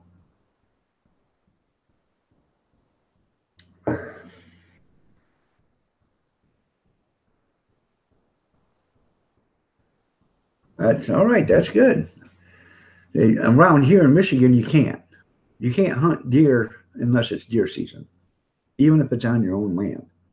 So, but if you can do it in other states where you don't need a permit or don't need a season, that's great.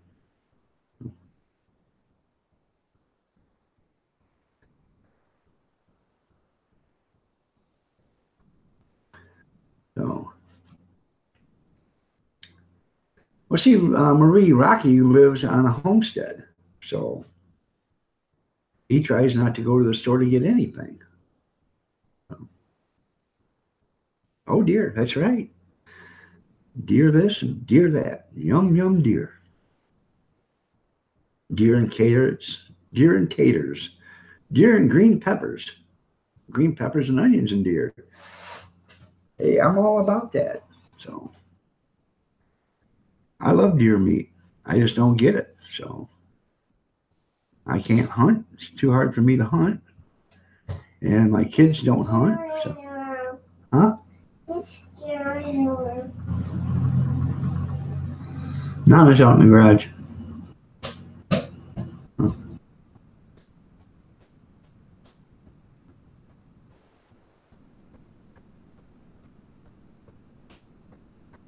No.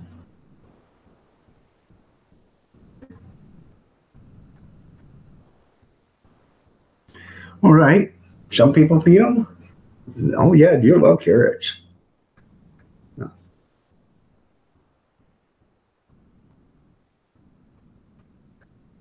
You're right. You never want to overhunt them for one thing, but you want to make sure you got enough in your freezer where you don't starve. So well, that's good. I'm glad you got it, Rocky. If I was healthy enough to where I could do it, I'd be doing it right now myself. So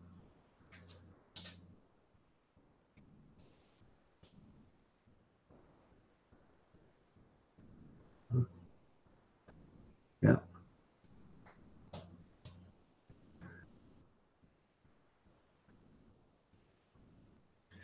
I'd love to have a property with a stream running down through it. A nice stream, fishing stream, some deer. You know, uh, pheasant. You know, rabbit. I would love to never have to go to the store to buy any meat.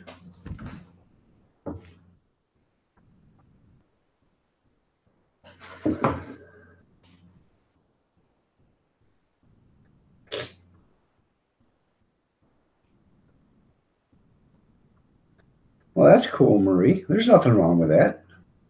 And I'm sure Rocky Brook feeds his too. You know, um,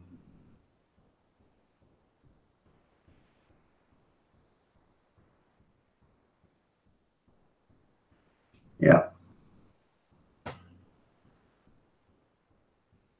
You might want to start getting you a bunch of signs up there, Rocky, saying no hunting, private property. So, and in some states, I think if you paint the trees purple, that means stay out, no hunting. I believe that's what the color is. Who's your friend Scoob G's? Let me look.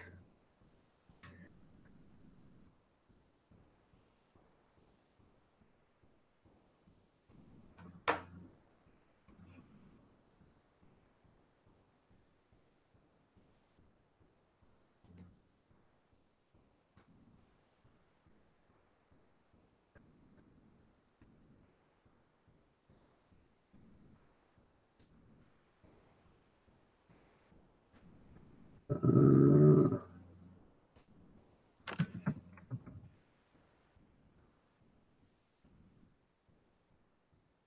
Scoob G has 1,291 channel followers. He's live right now, Dead by Night. He's doing a live stream. He's a gamer. Um,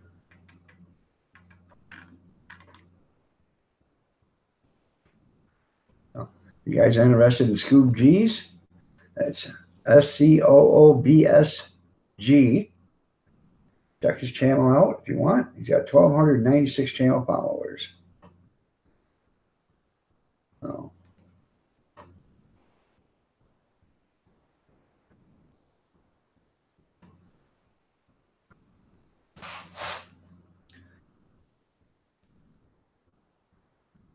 You know, be doing a pig roast soon? That's pretty cool.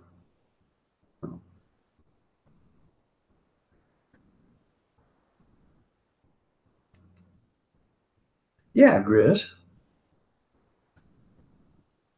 Go hunting. You both get a deer. Butcher it, package it up real good, put it on ice, and then you can drive it to Michigan and give it to me.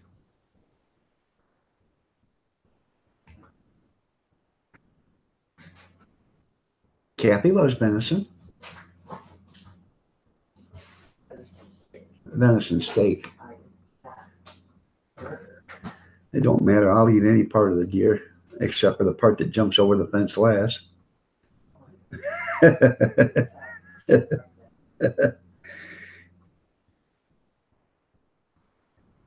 bet the turkeys are big. We got big turkeys around here too.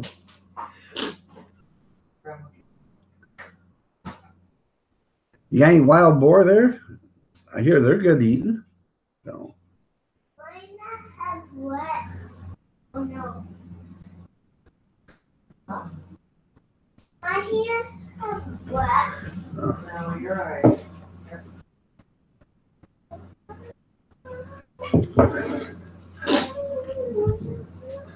Hey, I'd buy you a 5-gallon bucket of purple paint there, Ken, and a nice big 4-inch brush, and I would brush about a 1 foot stripe around all the trees, you know, every 5 or 6 trees, you know, so there's no way they can't see it, or every other. Oh, well, isn't that something? Now I know where I rate, Grizz. Jeez. Now I know where Kathy rates. And that's something, yeah.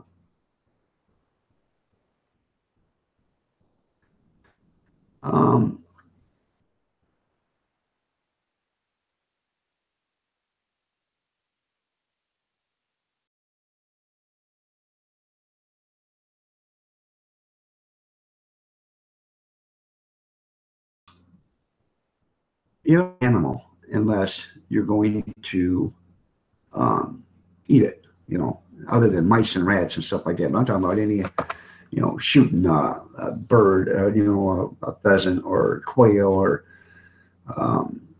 deer. If you're going to shoot them, use it. If you're not gonna use it, then don't shoot them. I get very emotional every time I bag one. There you go.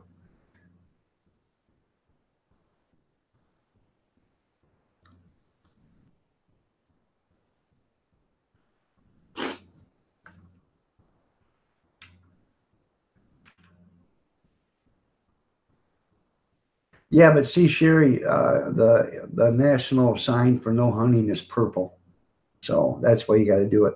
But you could do the glow in the dark stripe on top of it or below it, or you know, on both front, top, and below it. That way they can see it at night. You know, so.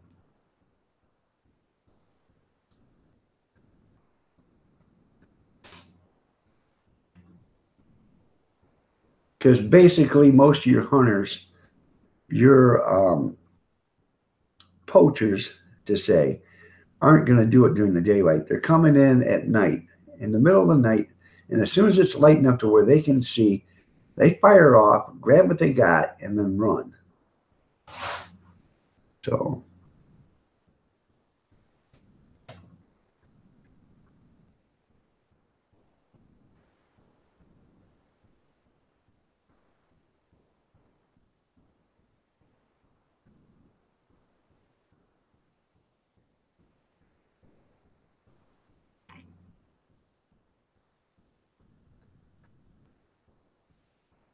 Right. I don't take hunting lightly either. Anytime you take a life, use it. Just like fish. You know, I go fishing and stuff like that when I used to go fishing. If I didn't keep the fish, I made sure I got the hook out of that fish's mouth as humanely as possible and put the fish back. you know. That way it could grow or whatever. So I know some people just rip the hooks out of their mouths and throw them back. Well, that doesn't do the fish any good. It kills them. So you take the hook out gently, put the fish back. And then I see people catch carp and stuff like that. Well, that's a bottom feeder and it ain't no good. And they throw it up on the shore and then they leave.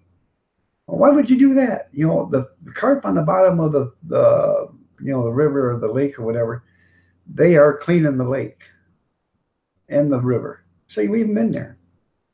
They're eating the stuff off the bottom of the lake, which is dirty, and they're cleaning it. So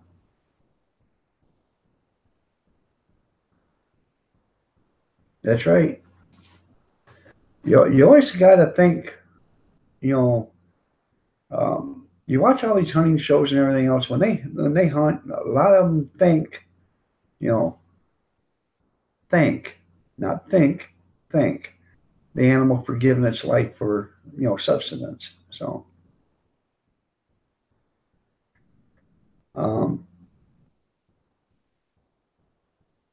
couple of about 3-4 years ago, they brought family went fishing and they brought up about, I don't know, 200 bluegills, and some of them were big and some of them were small, but I filleted every one of them that they brought, because I didn't throw any of them away. It didn't matter if the fillet was this big. I took it out because it's there's no sense of throwing it away.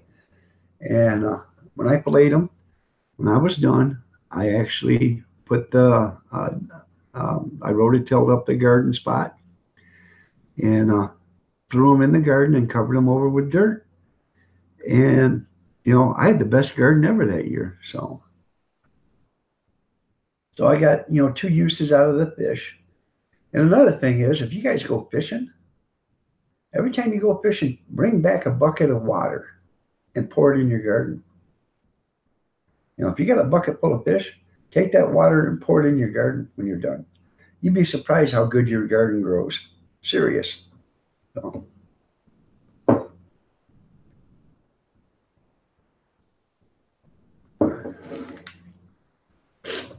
If you can, take a 5-gallon pail and you put a pump in it and a lawn sprinkler out there, and then sprinkle. That way your whole garden gets some of that, instead of just pouring some here and pouring some there. That way your whole garden will get some of that lake water. There are so many nutrients in lake water, it's pathetic. And it's great for a garden. So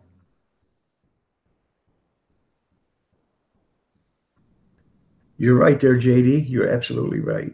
So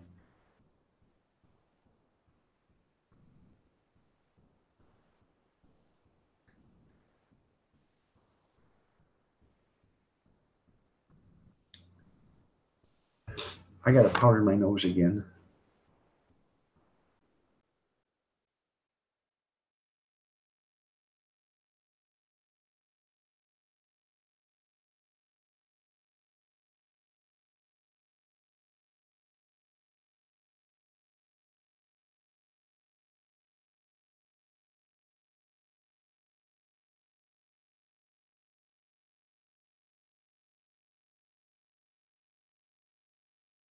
Industrial strength powder, nose powder in. So.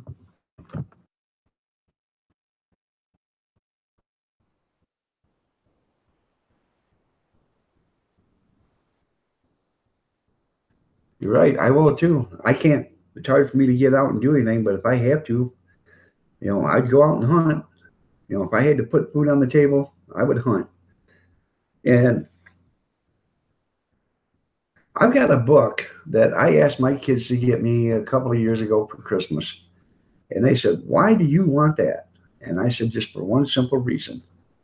In case things ever went south and we had to live off the land, which could happen at any time. Just because we got electricity and everything now doesn't mean squat, because it can be gone 10 seconds from now and never come back ever. So you need to know how to live. And basically 75 to 80% of the United States will be gone in less than 30 days without electricity, because they will not be able to survive. They do not make any preparations. There's not enough food stored up for them. They didn't make preparations. You know, they have no idea what's going on. And they wouldn't, a lot of them wouldn't live past a week, you know, because they have no water stored up. They have no food stored up. So without water within 3 days, you know, they're going to start going away. Without food in 7 days, you're going to start going away, or you're going to start stealing it. And then you're going to go away if you get caught stealing it. But anyways, this book is a book on how to butcher and how to process wild animals. And it shows raccoon, possum, squirrels, rabbit, turkeys, all of them. Anything that's out there in the wild, deer, antelope, a wild boar. It shows how to process every wild animal out there that is actually consumable, you know. But it shows, you know, shows you how to do turtles, shows you how to do frog legs. It shows you all this stuff.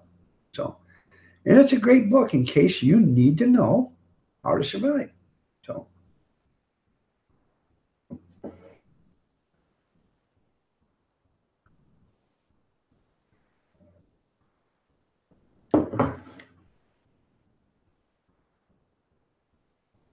You can't GPS your property. That's cool.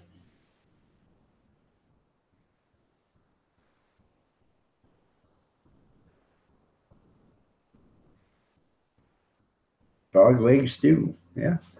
So, you know, it's just something that everybody should need to know and everybody should take into account because today is never promised. I mean, look at it. You can say hi to somebody today and they can be gone tomorrow. That's the same way with all the comforts in life that you have. They could be gone tomorrow. They could be gone as soon as I'm done with this sentence. Gone forever. And it's the truth. What you have now can be gone in a second. So, and I've made preparations for that. People laugh at me. They think, oh, you know, it's never going to happen. How do you know it's never going to happen? Just because it hasn't happened so far? Remember when we had that great big power outage a few years ago, about 9 years ago, something like that? 10 years ago? Where we lost power for a couple of days in most of the United States? That was because the grid went down. What do you think would happen if the entire grid went down? So, or an EMP, electronic pulse. No more electric, no more internet, no more calculator, no more cellular phone, no more watches, unless you got a wind-up watch or battery-powered watch. Not electronic. I'm talking about a watch that's got not a digital face, but a regular face on it. Even the battery might short. Battery probably will short out. But you know, a wind-up watch is what you need. That's why I got that clock right there. It isn't wound up right now, but if something happened, at least I know about what time it is now, and I could wind up that clock and make sure I keep that clock wound up to know about what time it is. I may be off by 10, 15 minutes, but at least I got a good idea what time it is.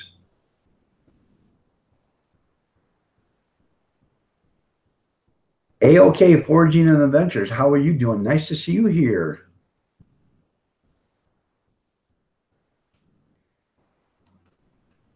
So,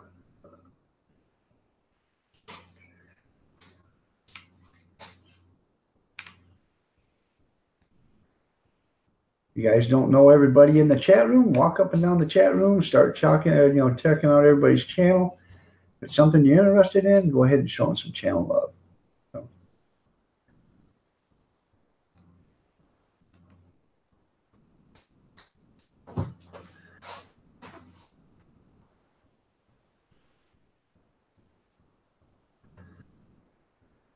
You want to learn how to bow hunt? I wish I could bow hunt now. I used to have a compound bow and everything. I just don't have enough strength to pull it back. With the arthritis and stuff, I just don't have it anymore. So, turtle soup and frog legs too. There you go. Yeah. So, I'll have to check that out there, Rocky. So,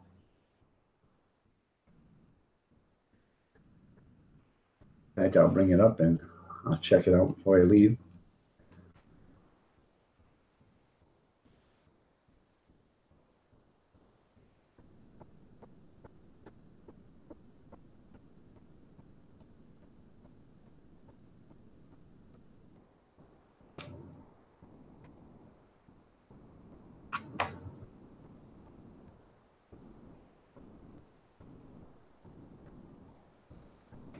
Now, it told me I wasn't subscribed to you, JD, so I just resubscribed to you. I knew I was subscribed to you.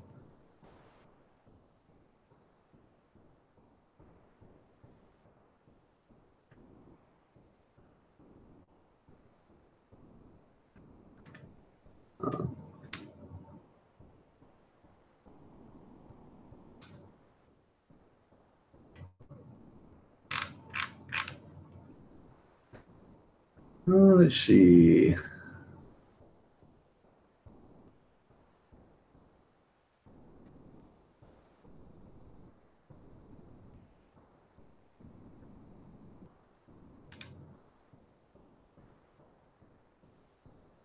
Which one is your movement or we're done moving to Oregon? Is that the one that's your property video there, Rocky Brook?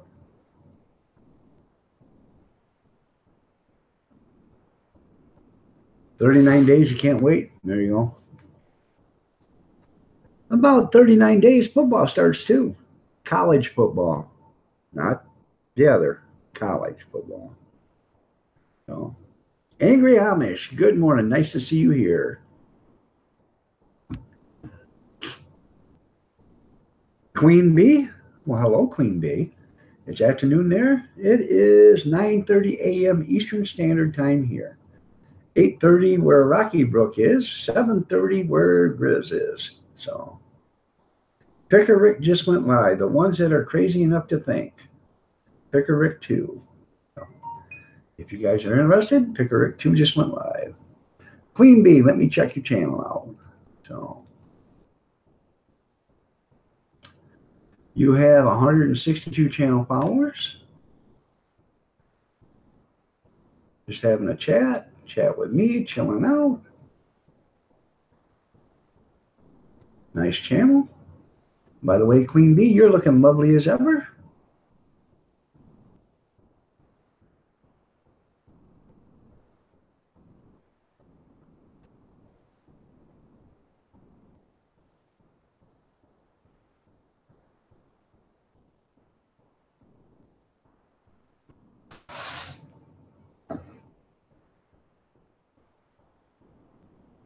You're welcome, Queen Bee.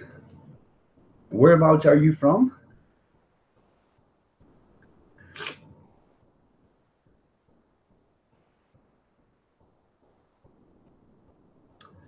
You from the UK?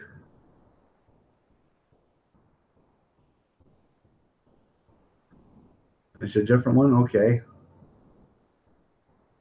Okay, you're from the UK. All right.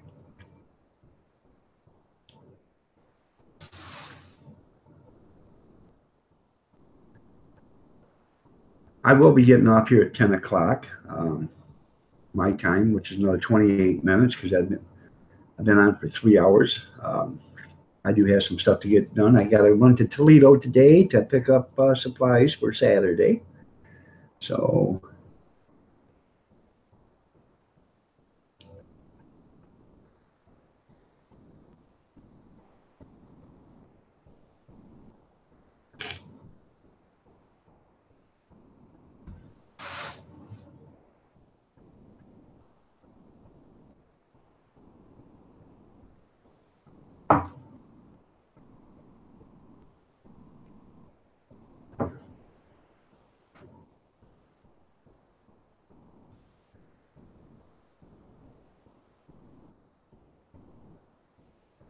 good old Uncle Arthritis is really kicking in.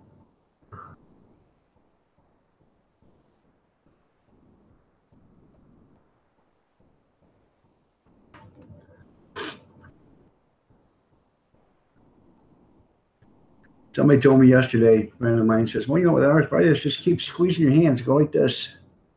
I said, sure. You know, Yeah, I can do that. You really don't know how much pain you get into when you start gripping stuff, you know. And he said, well, it can't hurt that bad. I said, you want to bet?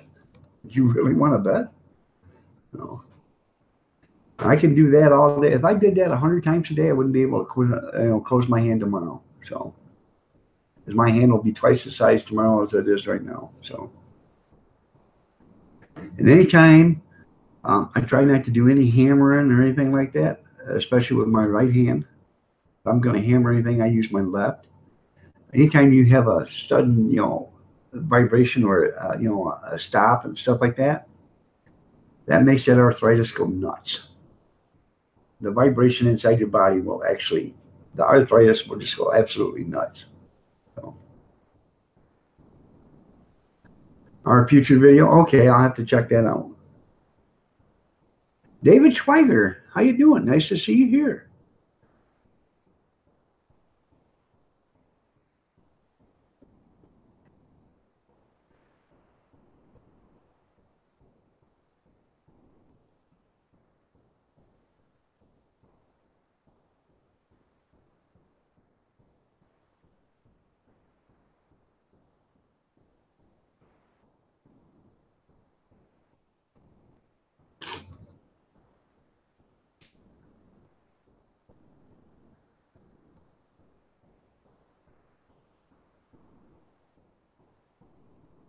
David Schweiger has 59 channel followers.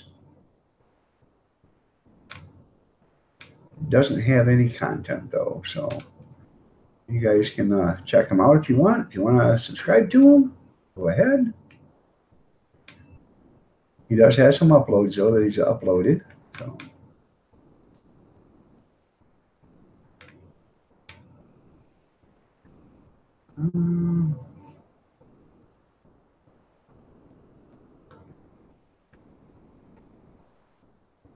He's got some jam tracks, guitar wiring for an SG, or so.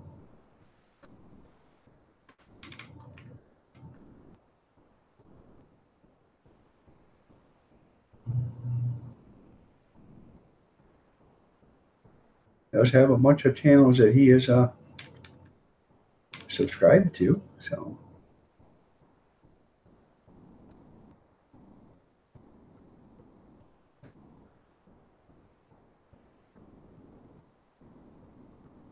And he's a guitarist, okay? Learn how to play guitar. Play guitar. You know, upload some fishing content soon. That's pretty cool.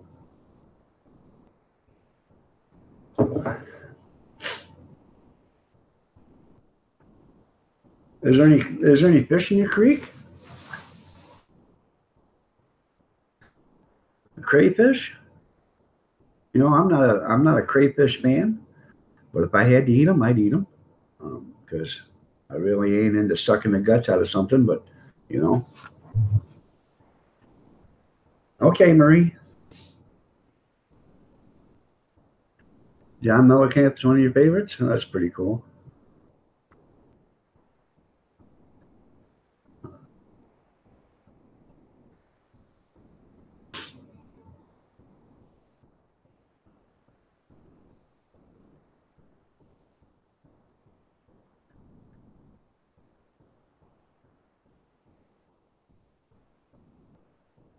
Huh. I wonder if they want to sell it.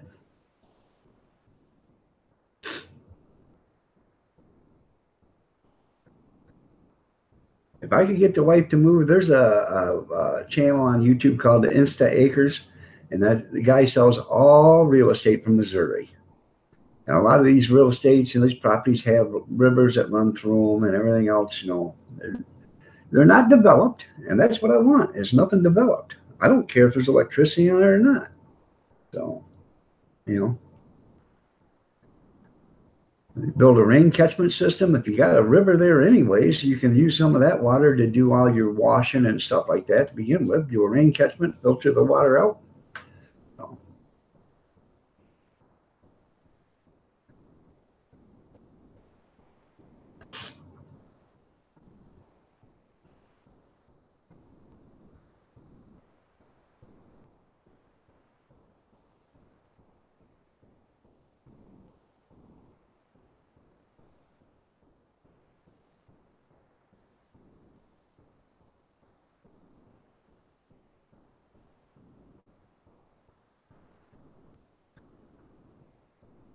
Where are you at?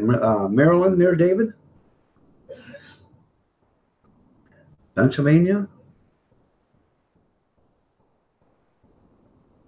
Oh.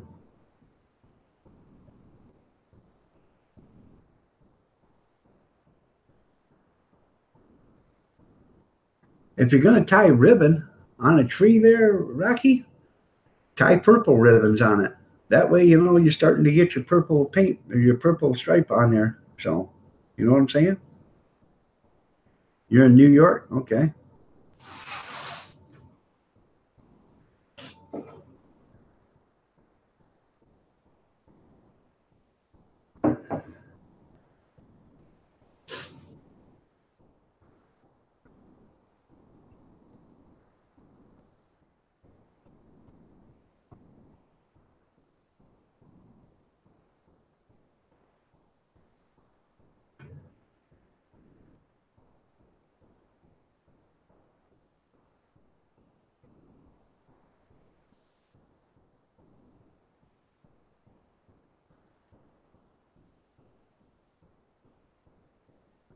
Go with homesteadcrossing.com. They're awesome people. Okay. I'll have to check that out.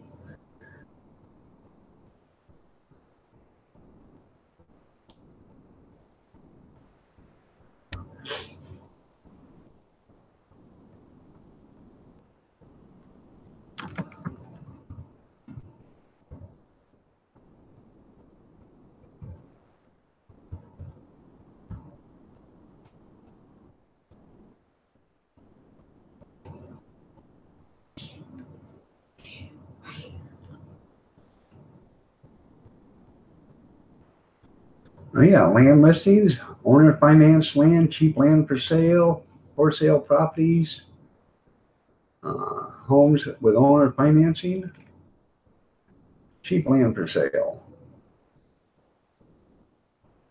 40 acres in Northwest Nevada, $155 a month, $499 down. BillyLand.com, on land, instant online purchase. Okay. Owner finance land.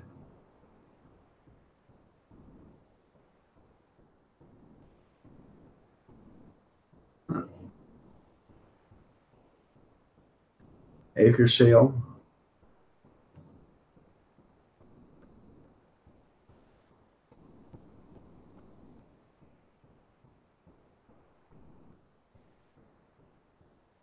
That's pretty interesting. I'll have to check that out.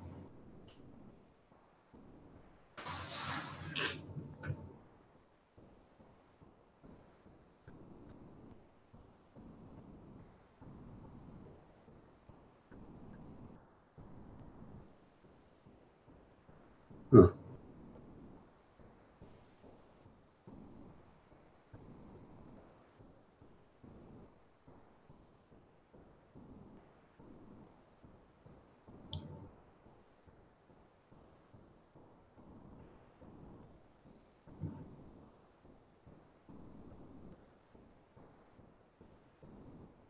That's right.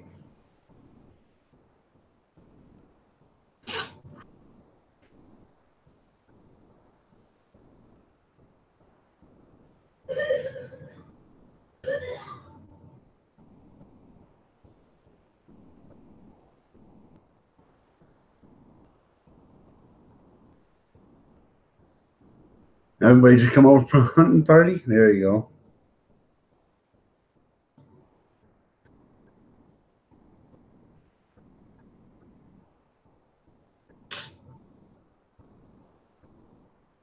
You better be careful out there, Rocky Brook, because I know in Missouri there's bears out there too. So, you know, you start hunting a deer out there, you know, you might have some bear out there too. So, make damn sure you got some other way of protecting yourself, even with your bow hunting.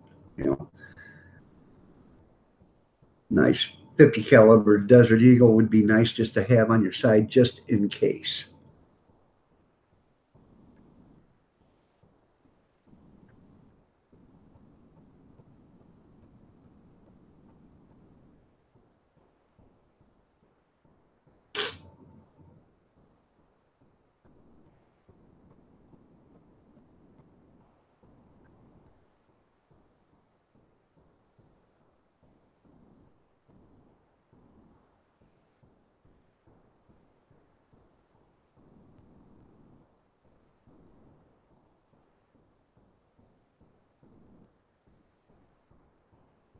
14 acres, only $350 a month. That's a pretty good price.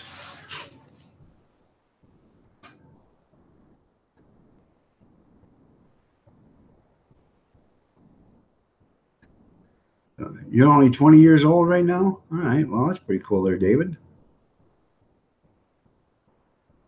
Hello, kitten. How are you doing? Nice to see you here. You're looking lovely as ever.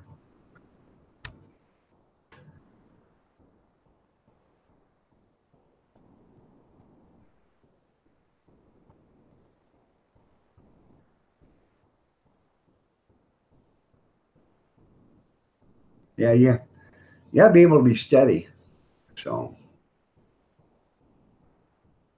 where a lot of people make the mistake is when they release. When they release, they go like that and release, and they move, and just by moving like that, they can make your shot off by 2 foot easy. You're welcome, Hell Kitten.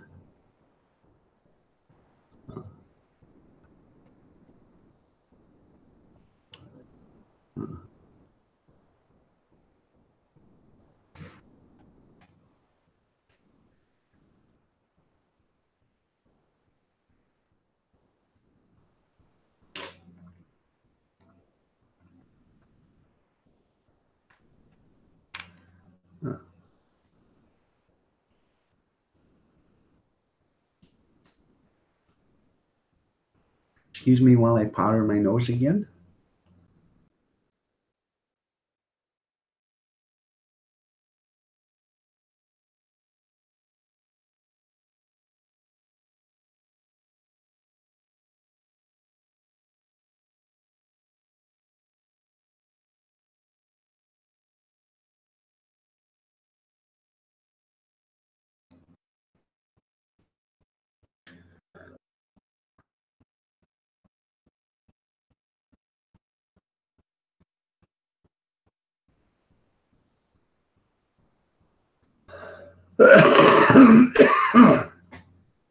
It will be awesome getting a deer with a bow, but it may take you years to master a bow enough to kill a deer. I'm not saying it would, but some people, the hardest thing for a lot of people is the release, and some of them got that trigger thing. I've never had one of the ones that had the trigger, whatever you want to call it.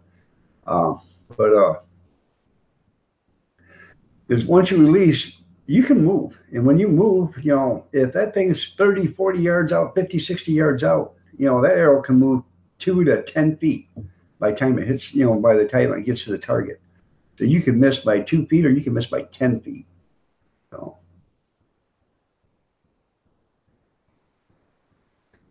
I don't know. A whitetail bear is a good compound bow, but I would go with a basic, 60-pound draw longbow if you could find one cheap.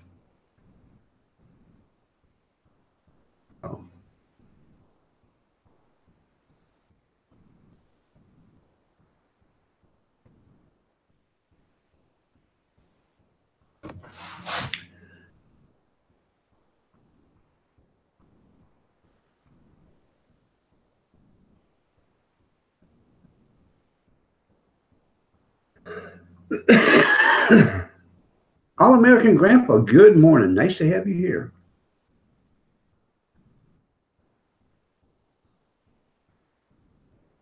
Yeah, yeah, you're right, JD. There are no bad bows anymore because of the technology and stuff. But I used to have a whitetail bear compound, and I used to have a longbow, and the longbow was easier to pull back for me. It doesn't quite have the stopping power as a compound does, but if you're going with shoulder strength and stuff like that, once you get back with the initial pull on the compound is hard until you get back past the pulling point. Then it's okay. But with a longbow, it's for me, I think it's a lot easier to pull back a longbow, but it just doesn't have the the velocity and the stopping power as a compound does.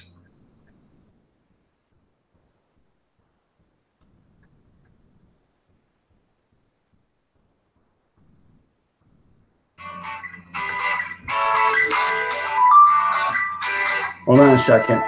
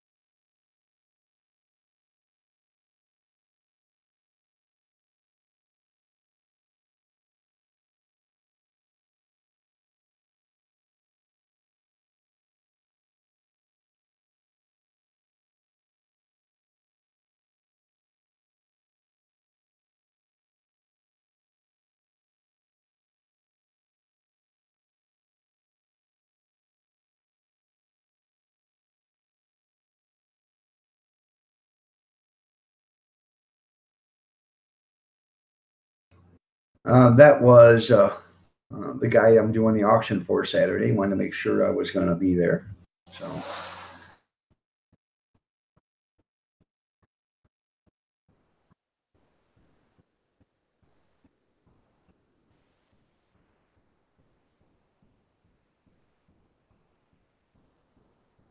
Yeah. After a while, Grizz, it kind of gets hard to pull them back, doesn't it? So that's why I said a longbow is probably much better for us older people. You know, it doesn't have quite the stopping power, but with age is wisdom. And, you know, if you've been a bow hunter, you pretty much can go bow hunting with a longbow just like you did with a compound and still make the same and get the same result. Worst thing to do is when you go hunting is to chase a deer after you shoot it. Don't chase it. Sit there for a second, you know, drink a bottle of water or, you know, take a couple sips of water. You smoke a cigarette or something like that, then go looking for it. Because if the deer knows it's not being chased, it's going to stop and it won't run that far. But if it hears you coming after it, it's going to keep running until it can't go no more. So.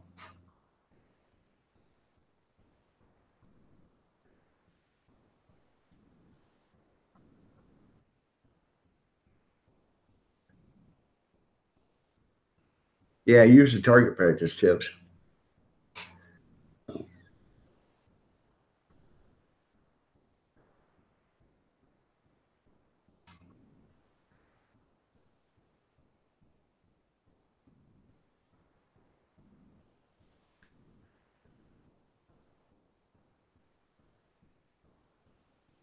Sure.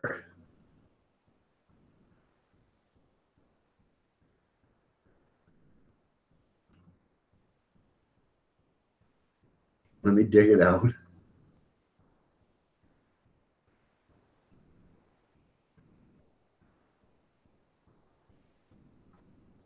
Yeah. Yeah, you never chase them. You know, take a break, smoke a cigarette, drink a bottle of water, take a few sips of water or something. Wait a minute or two. Because if you actually hit them, you're going to see sign. You're going to see blood and everything. And you just follow the blood trail. You will find it. If you mortally wounded that deer, you're going to find it. He will stop. But the adrenaline in the deer is so great. If you chase it, they're going to keep going until they drop. And, you know, My dad chased a deer almost 5 miles one time because it wouldn't stop. And he said, he was talking to his dad, and his dad told him this, and his dad had been a hunter for years.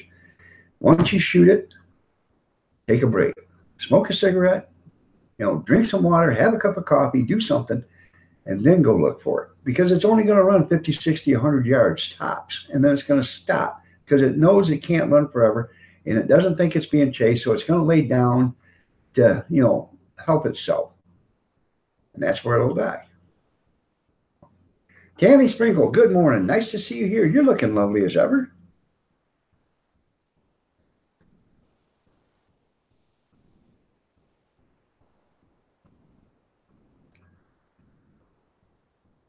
There's ways to take you have to, on mine, you had to change, on the pulley was 3 different holes for the pulleys. And you can take the pin out and then move the pulley, and put it in. And that's how you change the weight on it. Or the draw strength on it. So.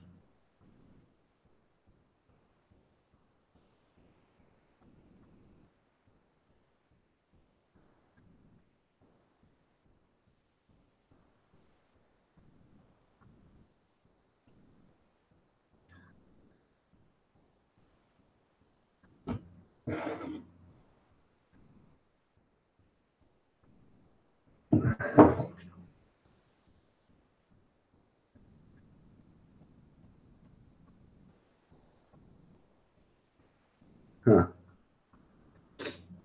You can trap without permits. That's pretty cool.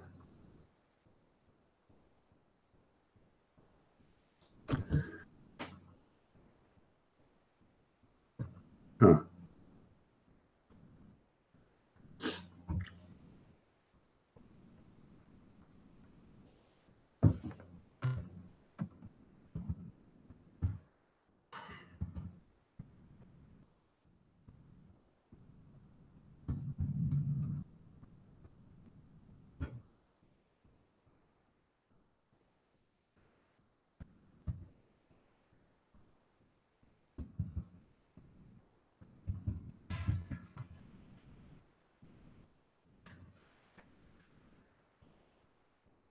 Carol Intruder 2. Yeah, James, the scent of a deer, so the deer can't smell you. Yeah.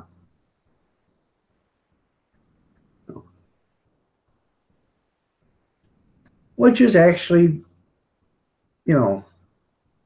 I believe, you shouldn't be able to do that because that's unfair to the deer. So. Now, if you were doing it because you needed something to eat that day and you were out of food, I wouldn't worry about it. I'd use a nose jammer and get it done. But, if you're just hunting, just to have, some meat in the freezer, but you're not starving to death, then I wouldn't use it. So.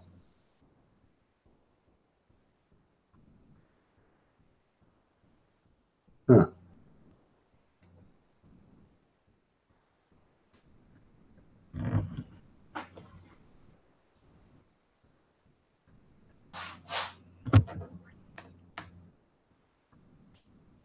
PSC graphic, okay.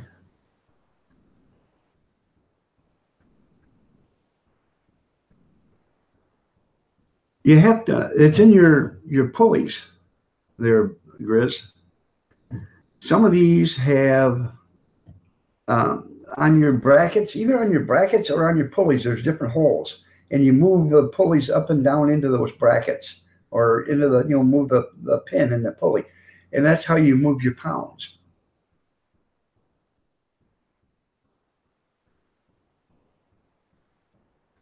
So.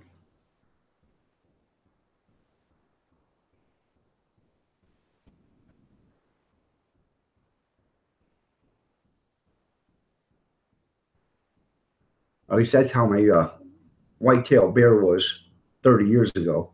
I don't know how they are now. There's change, but that's how I had to do it because mine was only set for 45 pounds, I think, when I first got it. So I had to reset it.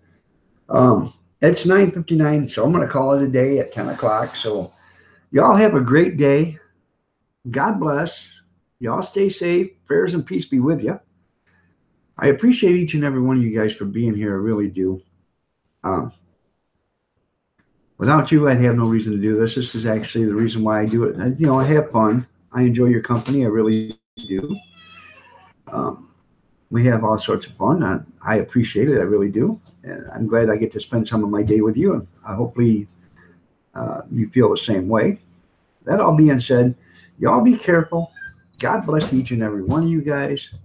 You have a great day, and we will see you tomorrow. Thank you so much.